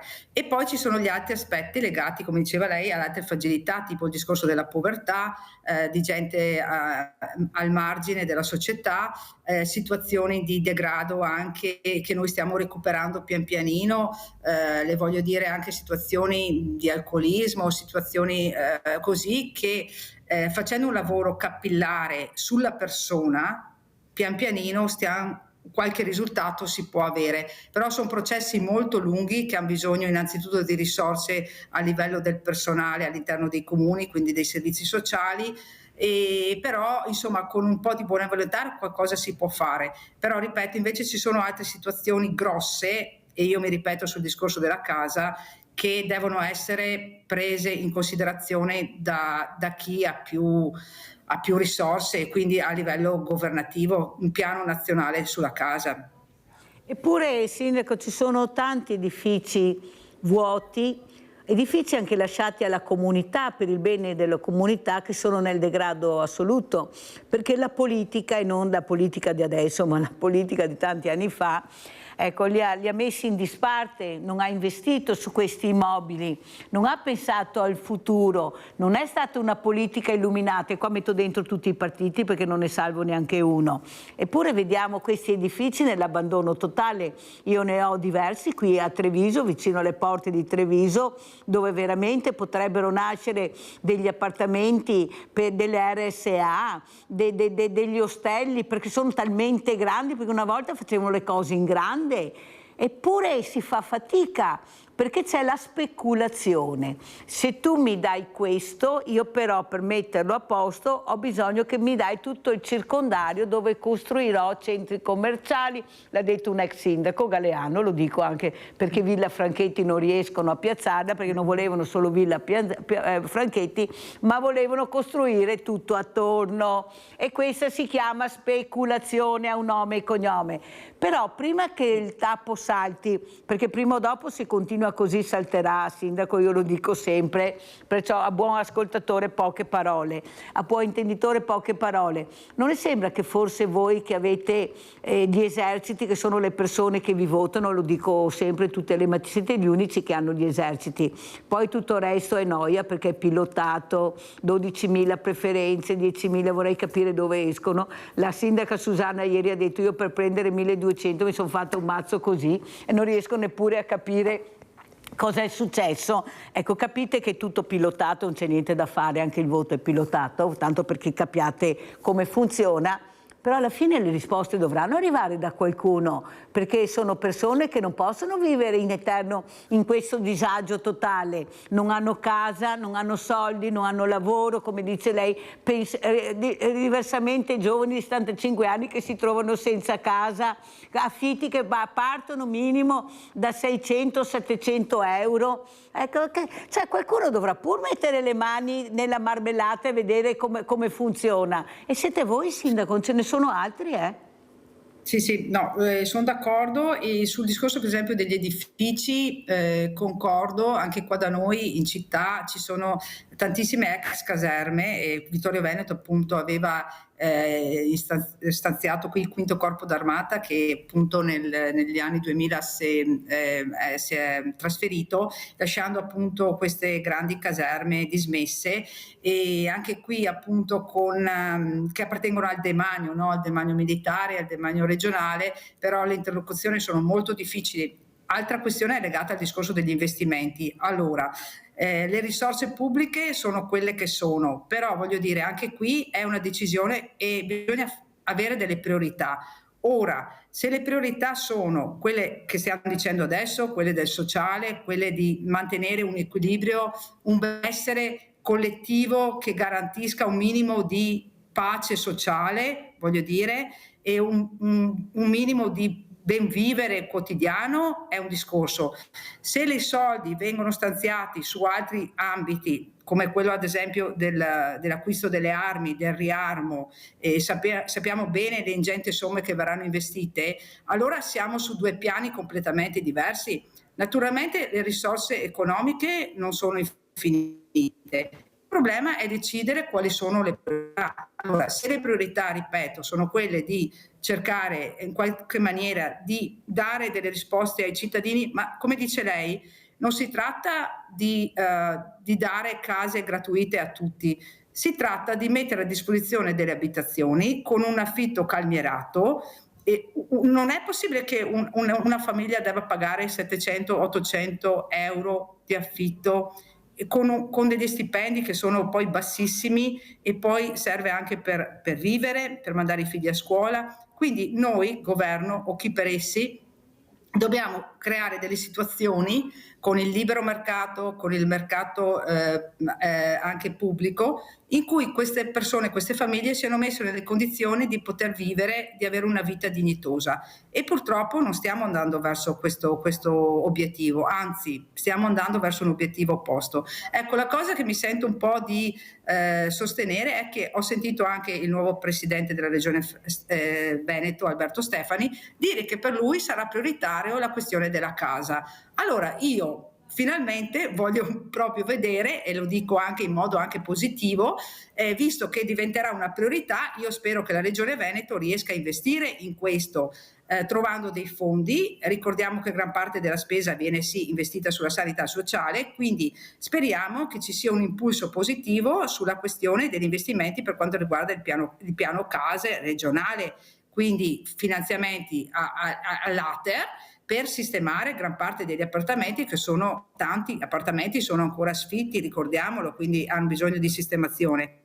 Io quindi spero che questa questione della casa venga presa veramente in considerazione, ripeto, perché altrimenti è un problema che si aggiunge ad altri problemi. Pensa, Sindaca, che sia una volontà politica veramente finalmente di riuscire a capire che c'è un'emergenza casa, che emergenza casa vuol dire anche emergenza della salute, uno va via di testa. Voi pensate anche queste due povere persone che ha raccontato la sindaca Bagliana, trovarsi all'età che hanno di non aver più la casa, vivere una vita, e sapete per loro quanto importante è questo nido che si sono creati, all'improvviso ecco, vengono strappate proprio le radici. Non le sembra che sia una cosa sconvolgente quella che assistiamo, e che veramente è ora che qualcuno batta batta un colpo, e siete voi, io continuo a dirvelo, guardate, non c'è niente da fare, perché avete i numeri, ecco, loro siccome guardano i numeri per essere rieletti, ecco, capite l'importanza anche del vostro voto. Altro che mi non combatta, non vado a votare, date ancora più forza al non voto. Con questa maniera, io ve l'ho sempre detto, voi non riuscite a capire che rafforzate ancora di più quelli che invece non dovrebbero essere rafforzati, ma soprattutto le risposte che devono arrivare, ecco, le risposte che devono arrivare a questi invisibili che non sanno adesso lei cosa fa con questi due persone, cioè paga lei l'affitto in un appartamento di 700-800 euro, ferma però potete pagare le famiglie, le mamme che vanno in comunità con i bambini e costano minimo 100-200 euro al giorno, minimo 100-200 euro al giorno. Allora là posso investire perché la legge me lo permette. Aiutare questi due anziani non posso farlo perché non riesco. Allora capisce che queste persone dicono: noi che fine faremo? Dove andremo a finire? Se non hanno figli, se non hanno qualcuno che li possa sorreggere, che fine faranno? Andranno in una RSA? No, perché non ci sono posti, almeno così dicono, e se anche c'è il posto non ci sono infermieri, non c'è abbastanza personale, io non riesco veramente a capire dove qualcuno vuole andare a parare. Prego, sindaca. Sì, no, in effetti ha centrato perfettamente Mirella la questione, anche perché veramente ieri questa signora, ripeto, dignitosa, cioè voglio dire una persona veramente con una dignità forte, e era veramente a 75 anni, e trovarsi in questa situazione era parecchio preoccupata, insomma, e quindi con una ricaduta anche a livello così psicologico importante. E quindi questa, come tante altre, ripeto, io ho quotidianamente persone di tutte le età che vengono a chiedermi soluzioni per quanto riguarda l'abitazione. Anche poc'anzi ho dovuto, adesso quando finisco la trasmissione chiamerò un signore che mi è venuto stamattina, non sono riuscita a parlarci ancora, quindi lo richiamerò. Quindi io cerco di mantenere il contatto con tutte le realtà, cerco anche di trovare delle soluzioni. Anche qui a Vittorio sta partendo di nuovo una collaborazione per quanto riguarda la Caritas e con ANFAS e con altre realtà. Stanno appunto formando una fondazione per dare appunto dei tentativi per dare delle risposte. Quindi vediamo che ci sono anche da parte delle associazioni di base, delle associazioni religiose, un tentativo di dare delle risposte, e devo dire che attualmente sono quelle a cui attingiamo di più, no? E quindi questo è anche positivo, insomma, che la società, la base, diciamo, ecco, di persone che hanno a cuore queste problematiche, si attiva attraverso una rete di associazioni, proprio per cercare di sviluppare questi meccanismi di mutuo soccorso, dico io. Altra cosa che stiamo facendo, stiamo anche adesso cercando di portare avanti un progetto assieme con Confartigianato per recuperare una casa dismessa appunto delle proprietà comunali, e quindi attraverso una collaborazione degli artigiani di Confartigianato e la nostra cercheremo di dare appunto rimettere in sesto queste abitazioni. Poi abbiamo partecipato a bando GAL, dove anche qui abbiamo trovato dei finanziamenti per sistemare almeno 2-3 appartamenti appunto di proprietà del comune, giusto per dare delle prime risposte. Però Sindaco, la fermo un secondo perché abbiamo Paola da Campo San Piero, se no mi cade la linea. Vai Paola. Ciao Mirella, ciao. Buona giornata a te, la tua ospite. Allora, volevo partire prima dal discorso che avevo cominciato qui di psichiatria. Adesso ho 70 anni e ho un esaurimento nervoso a 35-40 più o meno, abbastanza forte, perché sono andata al psichiatra per quasi 20 anni, 15 di sicuro. Dopodiché so guarire, mi ha detto che l'ultimo che avevo visto forse ha bisogno, ha detto, di uno psicologo, io potrei spenarle 150 euro al mese di visita, ma non è guarita, non ha più bisogno, è andata bene. E comunque ho cominciato con un primario,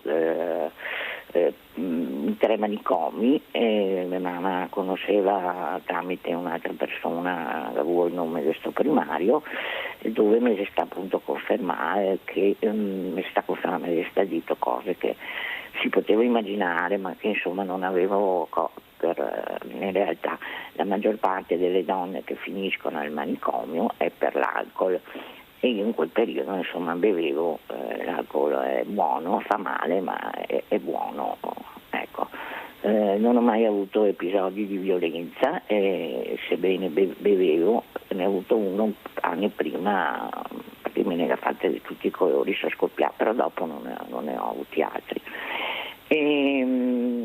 Questo, ecco, so che ogni tanto viene appunto un'associazione del mio paese, vicino al mio paese di Campo San Piero, che fa una manifestazione a Venezia, penso abbastanza periodicamente, per riguardo i farmaci, e posso dire che anche nei tempi, quando avevo i farmaci prima erano gratuiti, sto parlando di parecchi anni fa, dopo sono stati tolti da una ministra sinistrossa.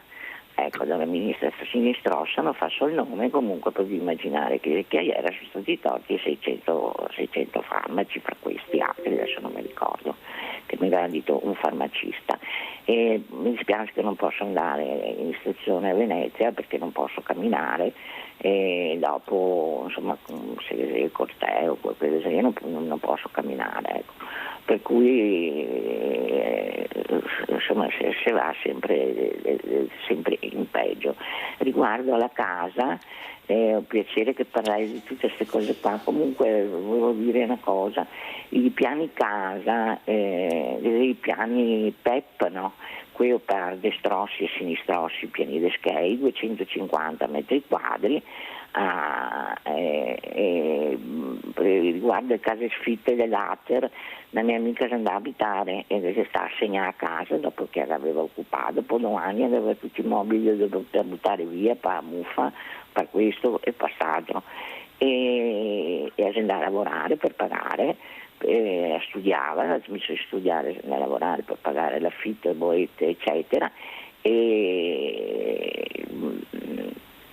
Ecco, insomma, persone oneste che puoi usufruire di queste case. Grazie cara Paola, mi fa piacere averti sentito, devo correre perché il tempo è tiranno, ecco l'importanza anche di parlare, è la prima volta che Paola racconta anche un po' della sua vita privata, capite l'importanza dell'ascolto, che qualcuno ti ascolti, io sono questo, ho fatto questo percorso, anche questo è importante, iniziare a tirare fuori il proprio percorso, perché sai che qualcuno ti ascolta, non sei solo, Paola sa che ci siamo, se ha bisogno, ecco, almeno per il supporto, di capire l'importanza di riuscire a tirar fuori sti rospi che hai dentro e che qualcuno deve capire. Allora andiamo a vedere questo servizio, casa occupata, dorme in auto. Andiamo a Venezia.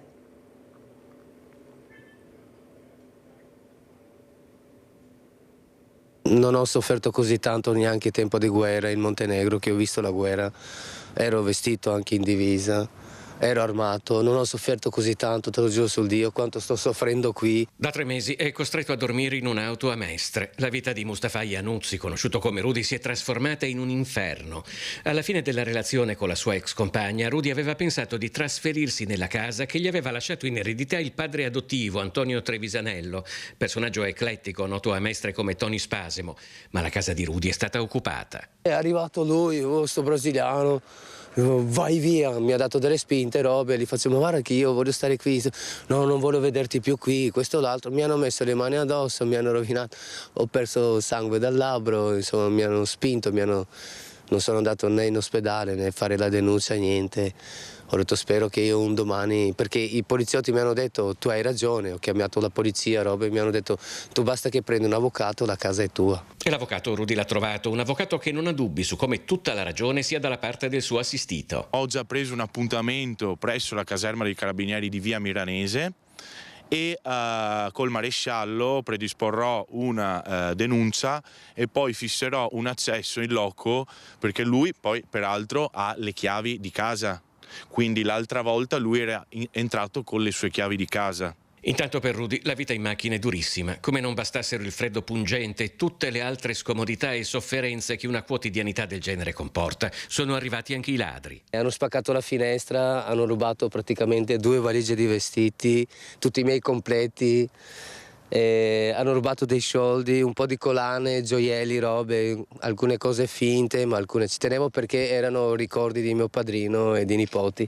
A uno povero portano via, non è giusto. Ha avuto una vita complicata Rudy. Montenegrino è arrivato in Italia come profugo da un territorio segnato dalle guerre di dissoluzione dell'ex Jugoslavia, ma una sofferenza così grande non l'aveva ancora provata. Io ho perso 16 kg, pesavo 72 kg, mi allenavo, mangiavo, bevevo, facevo tutto e di più, stavo bene. Tutti mi volevano bene, c'era questa allegria, davo energia a tutti. Adesso mi sento così giù di morale, veramente. Ecco, queste sono le situazioni che incontra Mirella e che ve le racconto. Ecco, ci sono tante persone, non hanno questo nome, hanno altri nomi, ma queste sono le situazioni, persone per bene che all'improvviso si vedono crollare il mondo addosso. E la legge dov'è? Ma dobbiamo girare sempre con l'avvocato, il commercialista, il notaio? No, non riesco più a capire. Ecco, la prima cosa, vai dall'avvocato. Prego Sindaca, come commenta questo servizio che abbiamo visto? Cosa vorrebbe dire a questa persona se ce l'avesse di fronte?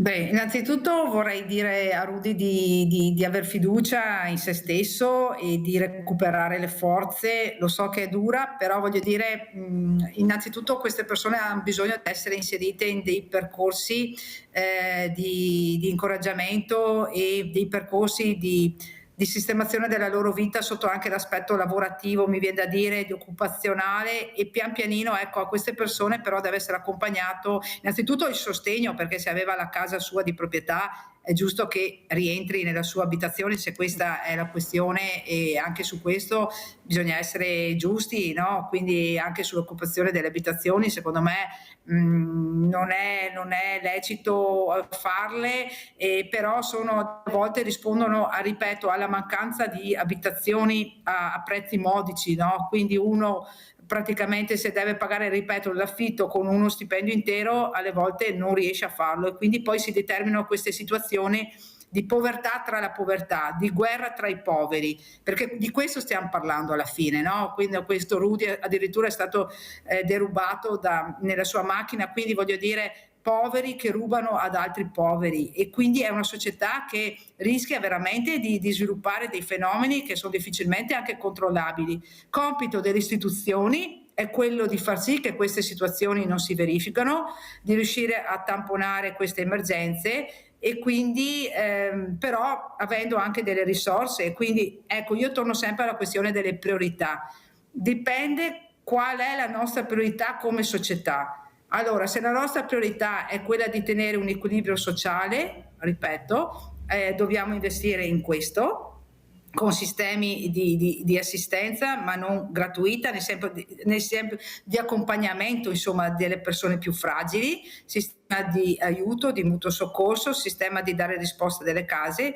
Altrimenti, se le priorità sono altre, e voglio dire, mi ripeto sul discorso del ricorso al riarmo e quindi ad acquistare le armi, allora è difficile risalire la china rispetto a questo.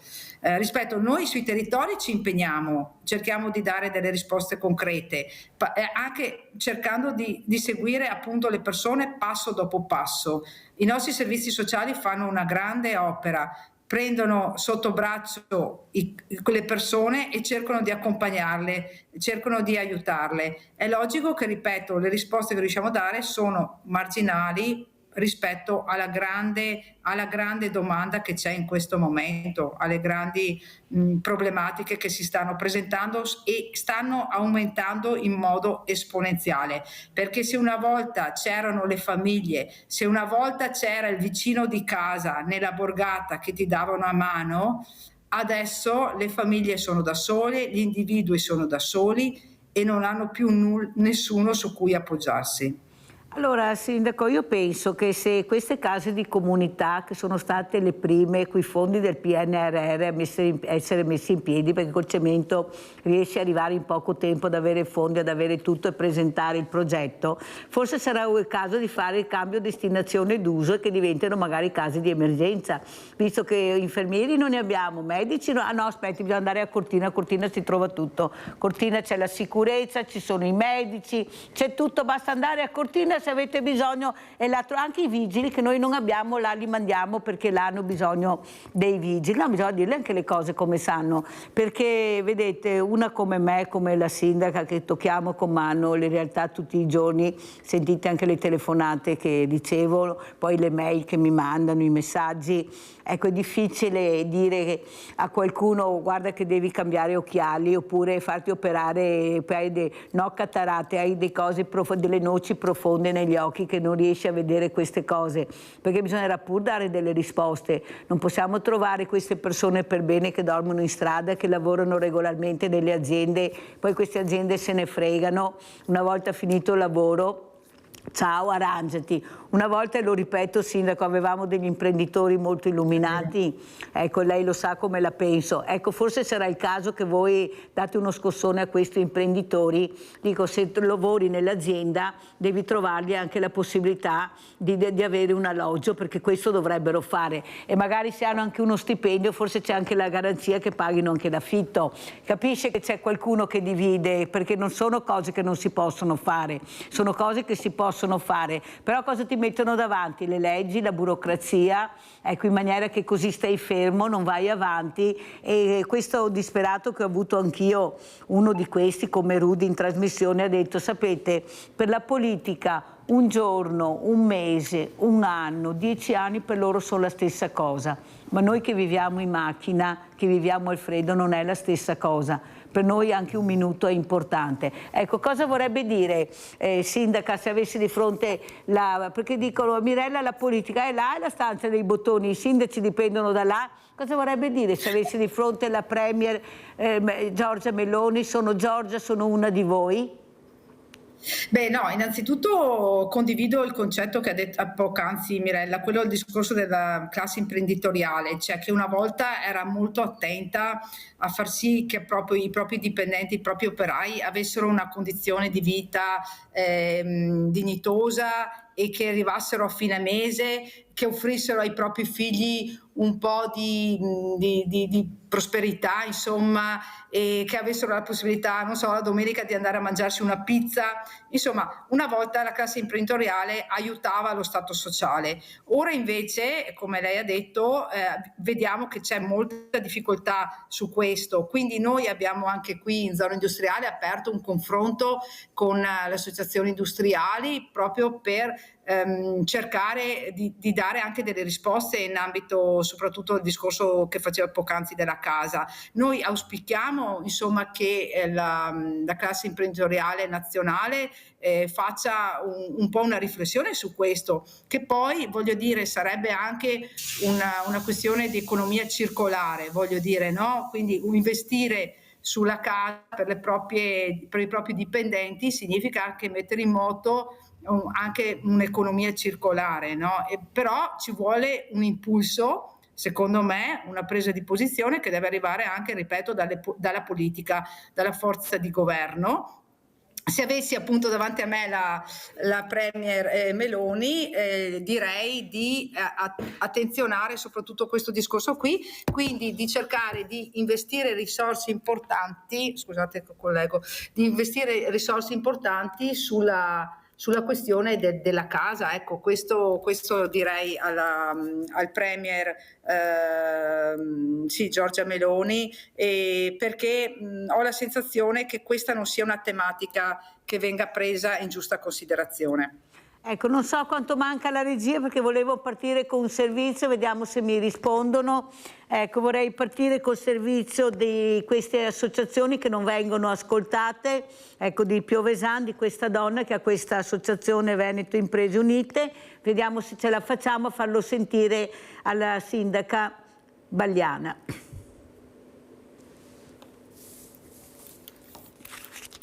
Non Non siamo stati invitati ovviamente, altrimenti avrei novità da darvi, non ne ho, non abbiamo condiviso nulla, nessun progetto, siamo esclusi da qualsiasi tavolo, addirittura dal tavolo di attività produttive che dovrebbe essere mensile. L'esclusione dal tavolo a Cassugana con le associazioni di categoria per discutere delle nuove tariffe con un focus sui parcheggi lascia l'amaro in bocca a Nicoletta Piovesan. Non c'è nessun tavolo, non c'è nessun tipo di confronto e non riusciamo addirittura a portare a conoscenza del sindaco delle nostre idee. Evidentemente Veneto Imprese Unite non è considerata abbastanza, anche se abbiamo oltre i 400 iscritti e rappresentiamo realmente com'è il commercio di Treviso. Non siamo seduti dietro una scrivania a fare teorie, abbiamo il commercio reale e concreto dei nostri cassetti.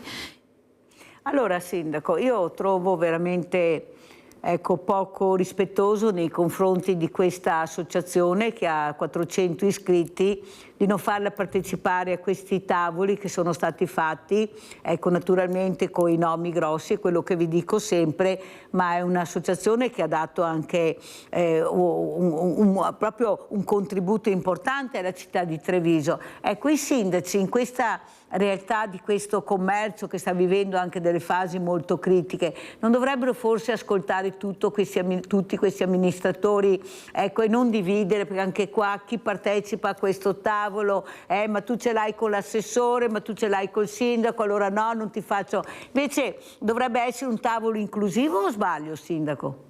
Sì, mi trovo assolutamente d'accordo. Sì, adesso io non so il particolare di Treviso, ma comunque allora anch'io ho attivato un tavolo qui a livello comunale e sono molto attenta a far sì che tutti i commercianti, insomma tutte le categorie possano partecipare in modo equo e rispettoso, e addirittura anche i singoli commercianti, e quindi cerchiamo di mettere attorno al tavolo tutti i soggetti interessati, a prescindere poi dalla categoria di appartenenza, perché appunto dobbiamo ragionare in un modo diverso, quindi dobbiamo dar voce un po' a tutti. Ripeto, il caso specifico di Treviso non lo conosco, ma sì, diciamo che il commerciante prima di tutto è un commerciante se stesso e da solo, poi si associa con altri per farsi forza, però ecco,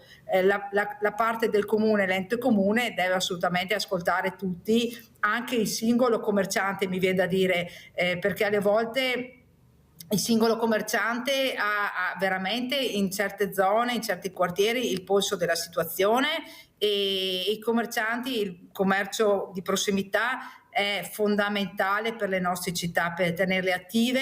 Sono, voglio dire, dei posti, degli avamposti anche che percepiscono l'aspetto sociale del territorio, l'aspetto di socialità, di comunità, e quindi dobbiamo in questo momento investire risorse umane e anche alle volte economiche, per quel poco che possiamo, verso queste attività commerciali, ripeto, di prossimità, che sono quelle che tengono attualmente in piedi i nostri centri città, insomma.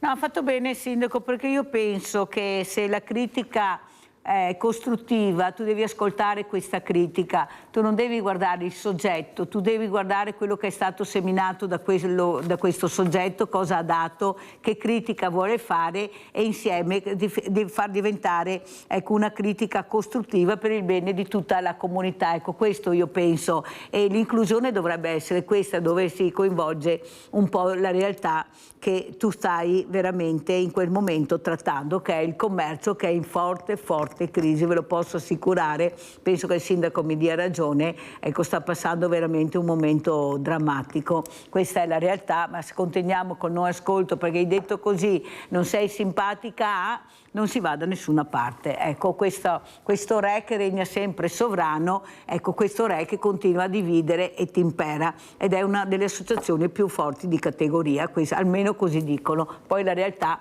quando una dice che ho 400 iscritti, e se lo dice vuol dire dire che ce l'ha, ecco, penso faccia molto riflettere, perché è nata un'altra associazione con 400 iscritti. Io ringrazio veramente e saluto Mirella Bagliana, sindaco di Vittorio Veneto, sempre nel pezzo, ecco, con veramente una sensibilità che per andare avanti bisogna veramente investire su questo e cercare di emozionare anche in questo Natale persone che magari non ce la fanno, però sempre grazie al mondo del volontariato, questo va detto, perché sennò anche i sindaci sarebbero in forte difficoltà. Come ci saluta, sindaco, velocissima? Allora, innanzitutto vi saluto ringraziandola, Mirella, per la sua trasmissione, perché dà voce ai cittadini, soprattutto quelli più in difficoltà, e auguro serene festività e auguro a tutti di avere tanta forza, di affrontare la quotidianità con tanta forza e energia, e cercare di chiedere aiuto quando è necessario, e insomma chiedete aiuto ai vostri sindaci, alle vostre amministrazioni, e una porta aperta la troverete sempre. Grazie, grazie sindaco, grazie, buon Natale. Pubblicità. L'assegno. È una pubblicità. Ciao Mirella, buongiorno. Oh, così mi piace. Intanto entriamo, dai, entriamo. Allora, questo è il Banco Solidale, Mara.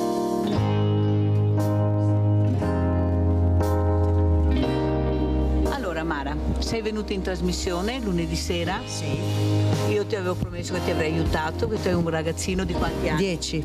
10 anni, perciò queste mamme vanno assolutamente aiutate, perché purtroppo Mara non ce la fa più. Raccontiamo un po' per quelli magari che non ti conoscono cosa è successo, Mara. No, niente, mi sono trovata con il mio bambino da sola e ho qualche difficoltà, perciò mi sono rivolta a te, che sei una persona speciale. Oltre che speciale, però è la grande famiglia che cerca di aiutare. Che tu lavori, però il lavoro che hai non ti permette di dare a tuo figlio quello che tu vorresti dare, di fare una vita un po' dignitosa, diciamola così tra virgolette, perché le spese sono sempre tante per queste mamme che devono tirare su questi bambini da soli e non ce la fanno. Cos'è che chiederesti tu, Mara? Cosa chiederei io? Una casa un po' migliore. Perché dove abiti? Abito in un appartamento un poco spazioso. Troppo piccolo? Piccolino, sì. Anche per tuo figlio? Sì, abbiamo una camera solo. Allora, tu cosa speri da questo governo? Cioè che aiuti come le persone, le mamme come te, perché fino adesso io ne ho avute tante che dicono: guarda Mirella, non siamo aiutate. Cosa vuoi dire, Mara? Questo governo non fa niente per le mamme da sole, per le ragazze madri, cioè non c'è proprio niente. Pensano solo per se stessi e basta. Ma il reddito di cittadinanza? No, a me non mi aspetta perché ho già un lavoro. E perciò avendo il lavoro tu non puoi accedere al reddito di cittadinanza? No, assolutamente no. Però col lavoro che fai non ce la fai ed è il gatto che si mangia la coda? Esatto. Allora guarda Mara, siccome io ti avevo promesso che ti avremmo aiutato, questo è l'assegno della grande famiglia di Rete Veneta, che ti aiuterà a respirare un po'. Vedete che dura che è, che guerriera che è. Lei sta combattendo una battaglia. Speriamo che alla fine riesca a vincere la guerra, che arrivi questa casa, perché hanno delle case delle volte, vi posso assicurare, incredibilmente piccole, ma solo oltretutto anche nel degrado, e questo non va assolutamente bene, perché specialmente i nostri bambini che stanno diventando ragazzi a 10 anni capiscono tante cose, devono avere il meglio del meglio, secondo me. Non ci devono essere ragazzini di serie A e ragazzini di serie B. Cosa vuoi dire, Mara, alla grande famiglia di Rete Veneta? Un grazie speciale a tutti voi che siete fantastici. Te l'avresti mai aspettato? No, assolutamente no. Ogni tanto così scherzavo con il mio bambino, dicevo un giorno o l'altro chiamo la Mirella, e così ho fatto. E così è arrivato l'assegno? Certamente sì, grazie mille. Grazie a voi, grazie alla grande famiglia, e vedremo cosa ci succederà la prossima settimana. Ciao. Ciao, grazie.